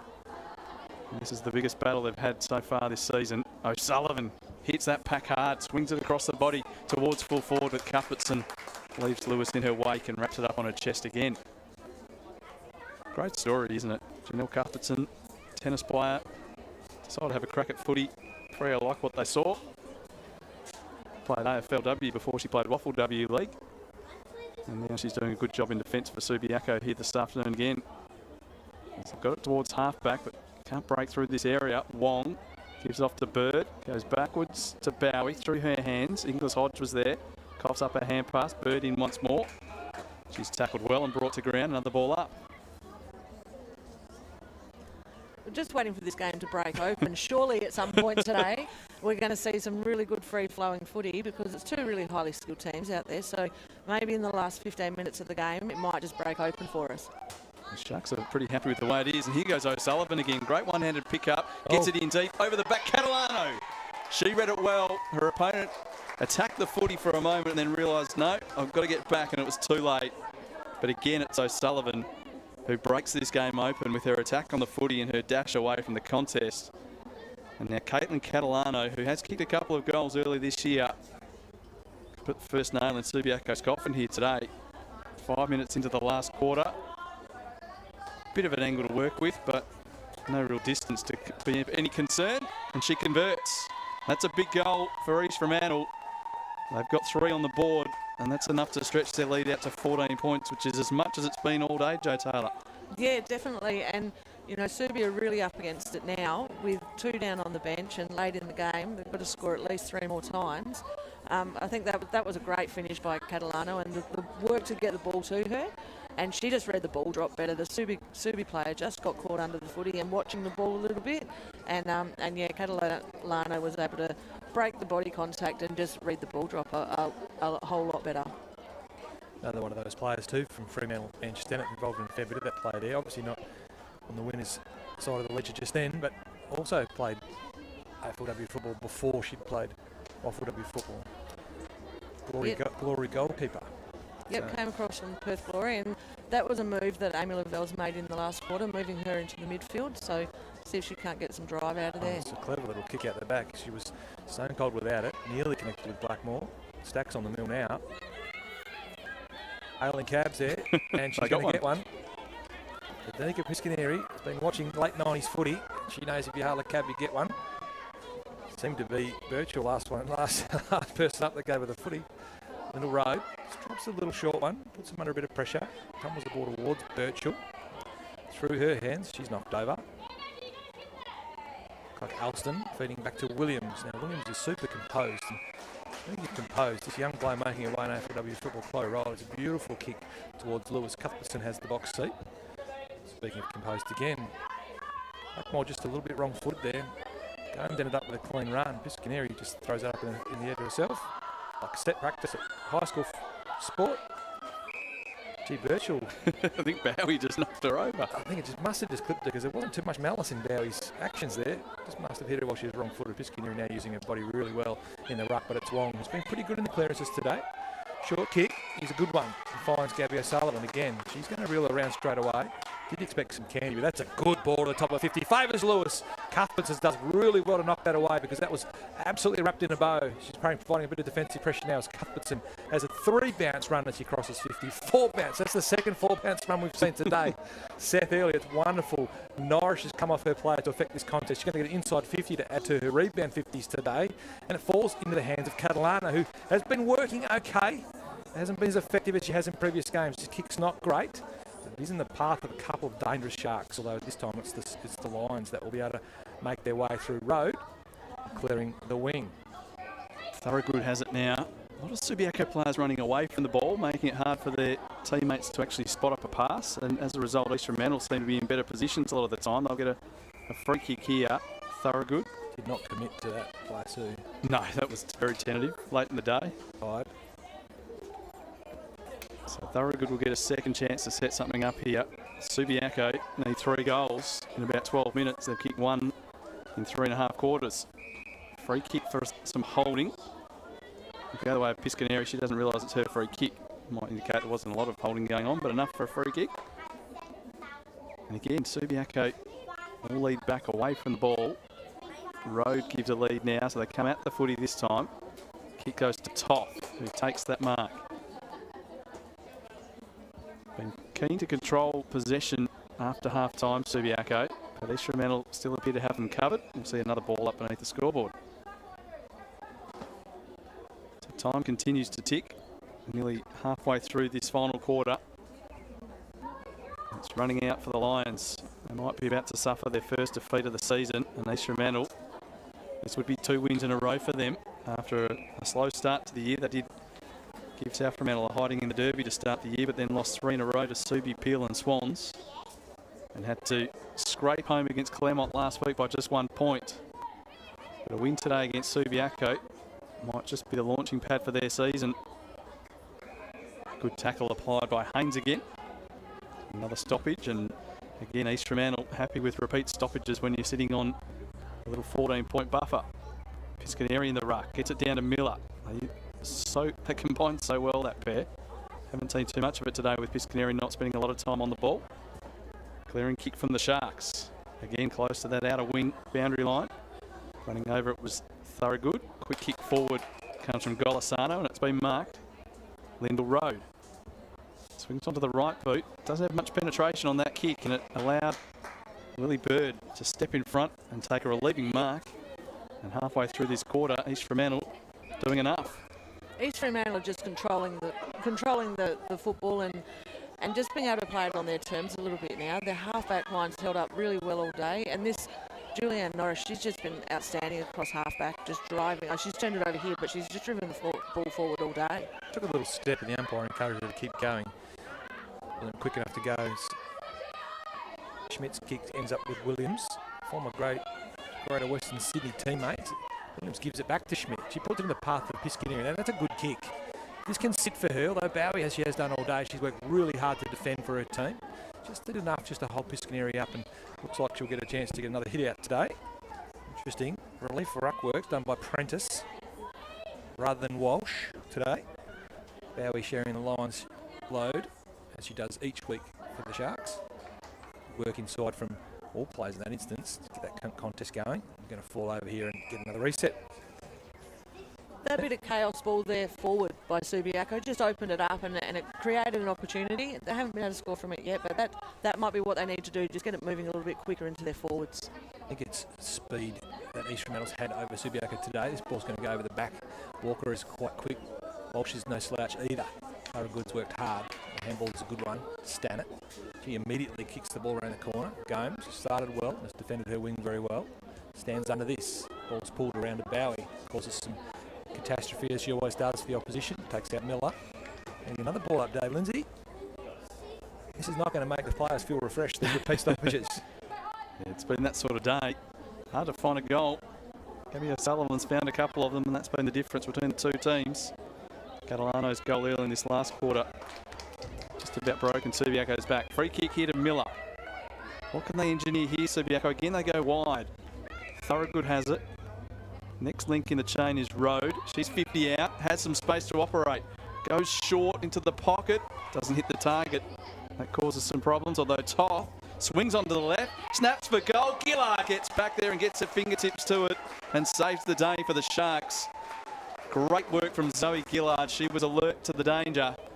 And that might just about be enough to save the day, Joe Taylor, for East Fremantle, because a goal there for Subi might have just sparked something. Yeah, East Fremantle will want to exit this one from their 50, but that was a pretty good snap by Toth. So for Gillard to be able to read that ball and get it over the line was fantastic defensive play. All players let the ball bounce. Catalano, a very important goal. Finally finds the handle, is immediately tackled, lets it go in the tackle. Wrapped up now is Wong. Done some body work today, Wong. Been clever at different times, and she's certainly taken her medicine. O'Sullivan. Great call. Meanwhile, Hayley Miller. Give that hit out to Bowie, shall we? Let's put it into the hands of her teammates. This is intercepted by Walker. Walsh playing far up the ground. Lewis behind her. It's a dangerous combination. Kick to neat one to Rhodes. Rhodes this time is going to play on and go up the centre. Was forward 50, not enough on the kick really to favour Jess Ritchie. And it's Norrish again. Joe called earlier. Very good at half-back today and has a very good season the full-back line. Meanwhile, players are setting up what looks like to be a Subiaco kick on goal. Little tug of the jumper, or they'll let go on the tackle. Holding the ball, I think they've called their deck, so it's pretty hot, but you know, she didn't dispose of it, so this is... It's good by English Irish just to clear the ball wide. Subiaco could be first on the scene through Thorogood. It's got to sit for her, it does. She turns her opponent Gomes inside out, which was nicely done. Kicks the ball in again, and Ashton will have the numbers behind the ball, and it's Williams on the chest. Had the answers in the back five today, Joe. Certainly have. They've got some really good experience down there with Alex Williams and Ruby Schleicher. And then on top of that, Norrish has also been outstanding. So yeah, they've had all the answers down there. And Norrish is a very important player for the Sharks. I think I said it 2 weeks ago. I think she allows other players to go and be creative. I think it's she's one of those role players that allow other players to exploit off halfback. I would suggest her name's one of the first that goes on the board every week. I like the long sleeves too. There's definitely a sense that there's some confidence building in East Fremantle again.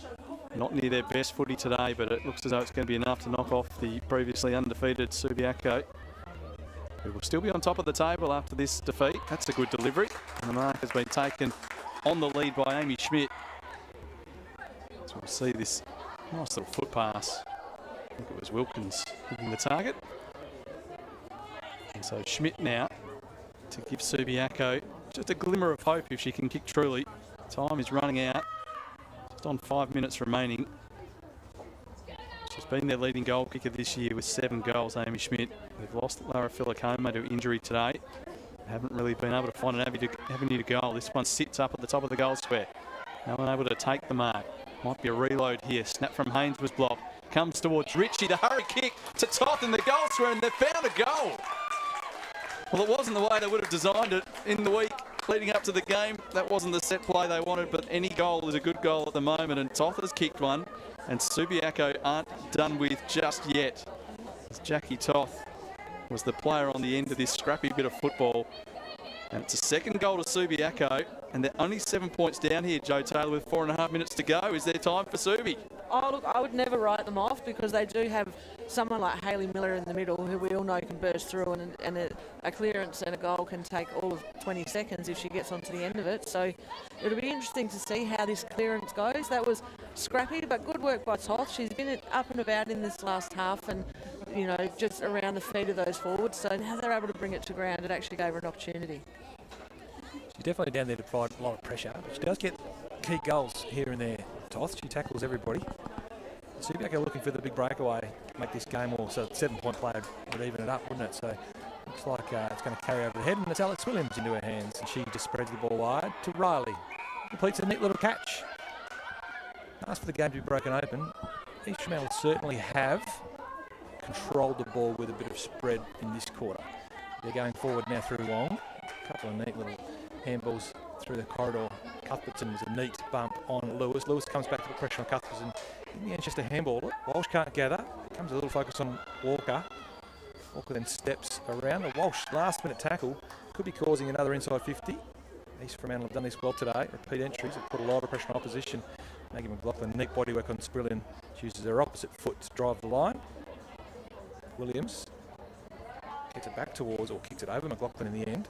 It looks like Ange Stannett, first to arrive. She tackled really well off the ball. No, she just eluded that tackle nicely. All in the path of Haynes. Haynes is giving the old coat hanger. More 1990s footy. Catalano not happy with the response. Miller, meanwhile, plays on. Chasing hard, Riley and Versace. She's got too much pace for both of those players. This is a 5-bounce run. She kicks the ball towards 50. It's a great build-up. Norrish in the way. Hits the chest. It's dropped onto the ground by Wilkins. She falls into the back of Norrish. And Norrish has done enough, you'd think, just to make sure that she's a little bit hurt and a little bit stung and take 30 seconds to kick this. What a build-up from Miller.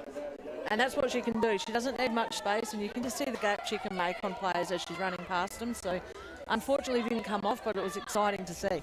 Norrish now plays on, kicks it towards Blackmore. Clearance here from East Fremantle pretty much should wrap it up for them today. It's in the hands now of Gomes. Gomes goes around the corner, beats Thorogood. Walsh is nudged under it. Missed by a number of players from both sides. The ball's backfed beautifully through Stannett. Golisano. Golisano has to attack the corridor now, but Versace's in the right place at the right time. Little fumble from a usually very clean player, Versace. Gomes again. Takes a little one on the chin. Wish he didn't. Meanwhile, intercept mark's okay. Miller's coming from the ground, so game win will be here from the youngster through Maggie McLaughlin. Riley does enough. In the path of Kakamo. She's going to hack this off the ground. Well, it's not a hack in the end. It's a little lovely little poke. Little tap now too. Cuthbertson in the way. Drop behind the footy. Subiaco player. Cuthbertson tackles Kakamo beautifully. Lewis, we're looking for the line and or a free kick. Little toe. It is. It's a little tug on the jumper. Must be Lewis. So we're looking for to chew 30 seconds off the clock, you'd think. There's a minute 17 to go. Professional little play by Gabby O'Sullivan, just asking the umpire, whose kick is it, whose kick is it, and pointing to Lewis. So she's taken a few seconds off herself. Take everything Sarah Lewis had to get this through. I'd suggest she's running the clock down, then you can pop it up to the square. It's a great kick in. Mass's number. No one flies for East Fremantle in the end, but the ball's dropped by Subiaco. It's on the deck, socket off the ground. Absolutely clearing the beautiful. And that was the first deliberate call I've seen in WAFLW football in 2 years. I've seen 2 in 4 weeks, but yeah, I don't think I'd seen one in 13 years, Deggers, so. So we'll go to Gabby O'Sullivan. There's been a lot going on just off the ball late in this game, which really makes things fascinating if these two teams come across each other in the finals, which could well happen. O'Sullivan kicked 2 early goals in this game. She won't kick a goal with this one, but it gets in very deep. Lewis and Cuthbertson go at it. The clearing kick comes back out in the O'Sullivan direction, who attacks the footy, can finish it off with the banana into the goalpost.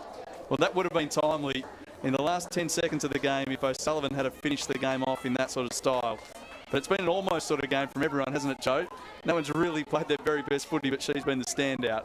Yep, she's had an almost game, but still been the difference. Absolutely. So it's been a great spectacle there by Gabby O'Sullivan. And there's a big win for the Sharks. Their season was on the line 2 weeks ago when they took on Claremont and they snuck home by a point. They had to win that one to keep themselves in the mix for the finals, and they followed it up by knocking off the undefeated Lions by 8 points, 3-8 to 2-6 the final score. Gabby O'Sullivan with a couple of goals was critical. And there's just enough niggle in the last couple of minutes here to just let you know there could be a bit of spice come finals time. A lot of players with a few little scuffles and a few little off-the-ball touches and tags and scraps. The two coaches come together, have a bit of a laugh about things. Pretty sure if they meet in the finals, there won't be much laughter between the two. They'll be pretty keen to get one over each other. But East Fremantle, in the end, Joe Taylor have done enough, and they stay well and truly in the hunt for finals. They're going to be level with Claremont and Peel going into the final round. Claremont play Peel. East Fremantle have got your team. Yeah, it's a big last round. I'm glad that we locked up a finals position yesterday. Just by looking at the way East Fremantle are coming home, they're certainly a tough proposition for anyone coming into finals, and they just had a little bit more class in the way they finished today, both in the way they delivered the ball to their forwards and around the ground, and then just their ability to kick the goals that mattered when it was down there. And we've spoken about Gabby O'Sullivan, but she was certainly the cleanest of anyone on the field today, I believe. Some of the highlights from this afternoon. Dex just noticed that Phil Seth has some ice on her right knee, which is not ideal for East Fremantle or the Fremantle Dockers. Hopefully it's nothing too serious. We already saw Lara Filicomo with a serious ankle injury today, and also a hamstring strain for Beatrice Devlin. So some big names on the injury list coming out of this one, which could have some impact going towards finals as well. Yeah, hopefully that's it. She played a very physical game today, Seth. She does attack the ball, and there's lots of little niggles and scratches and scrapes you can get as you move through the stoppages as fast as she does. So hopefully that's a bang on the shin and a bit of precautionary ice for both her sake, her team, the East Fremantle Sharks, and of course the Fremantle Dockers. It was interesting to see Webbo come across there, the coach of the East Fremantle Sharks, and obviously to give the obligatory congratulations and how you're going to the coach from Subiaco, Amy Lavelle, but it was very clear that Webbo was asking about the welfare of Webbo, welfare of Lara Filicomo and also of Devlin as well. So that was very clear that she was just making sure a couple of, well, WAFLW warriors really, aren't they, are okay. Oh, and absolutely, and you know, we're all out there to win games of footy, but I think we, you know, across the board that everyone has genuine care for everybody out there. So, you know, it'll be interesting to see what the result is there with Lara, but fingers crossed it's nothing too significant for her, because she's been playing some outstanding football for the last month, and she's a big out for Subi, and they struggled to cover that today, but you know, they had to make some pretty big adjustments, losing Devlin in the first 5 minutes of the game. She does drive a lot of their ball off of their half-back line and through their midfield, and then to lose Filicomo out of the midfield as well, they had to work pretty hard to cover some key losses today. Live score from Claremont Oval has the Tigers up 9-9 to 1-2 very late in that game against South Fremantle. So as expected, Claremont will win. They'll boost their percentage as well. So the ladder now will have Subi on top on 20. Swans are in second on 16. Claremont will move up to third on 12. Their percentage is better than Peel's. And East Fremantle will be on 12 as well. The percentage between East Fremantle and Peel will be very, very close at the end of this afternoon's action. So we've got a very tight ladder, which is exactly what we wanted coming into the final round of fixtures. Only South Fremantle can't make the finals. They'll play Subiaco next week. So top play bottom, and the two teams already have their positions pretty much locked away. Your Swan District side, if you win by about 300 points next week and South Fremantle knock off Subi, you could probably still just steal top spot. Oh, look, you know, we're happy with making finals, to be honest with you. Subi have had an amazing year. We played them earlier in the year, and they were able to get a good run on. So, you know, they well deserve their top spot. Let's go down the song with the Sharks.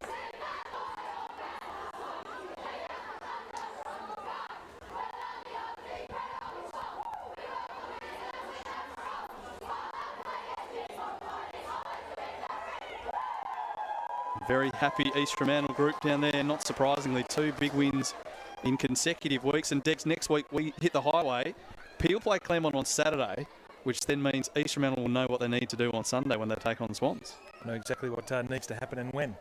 Interesting times. Yep, we're down doing our Mandurah game.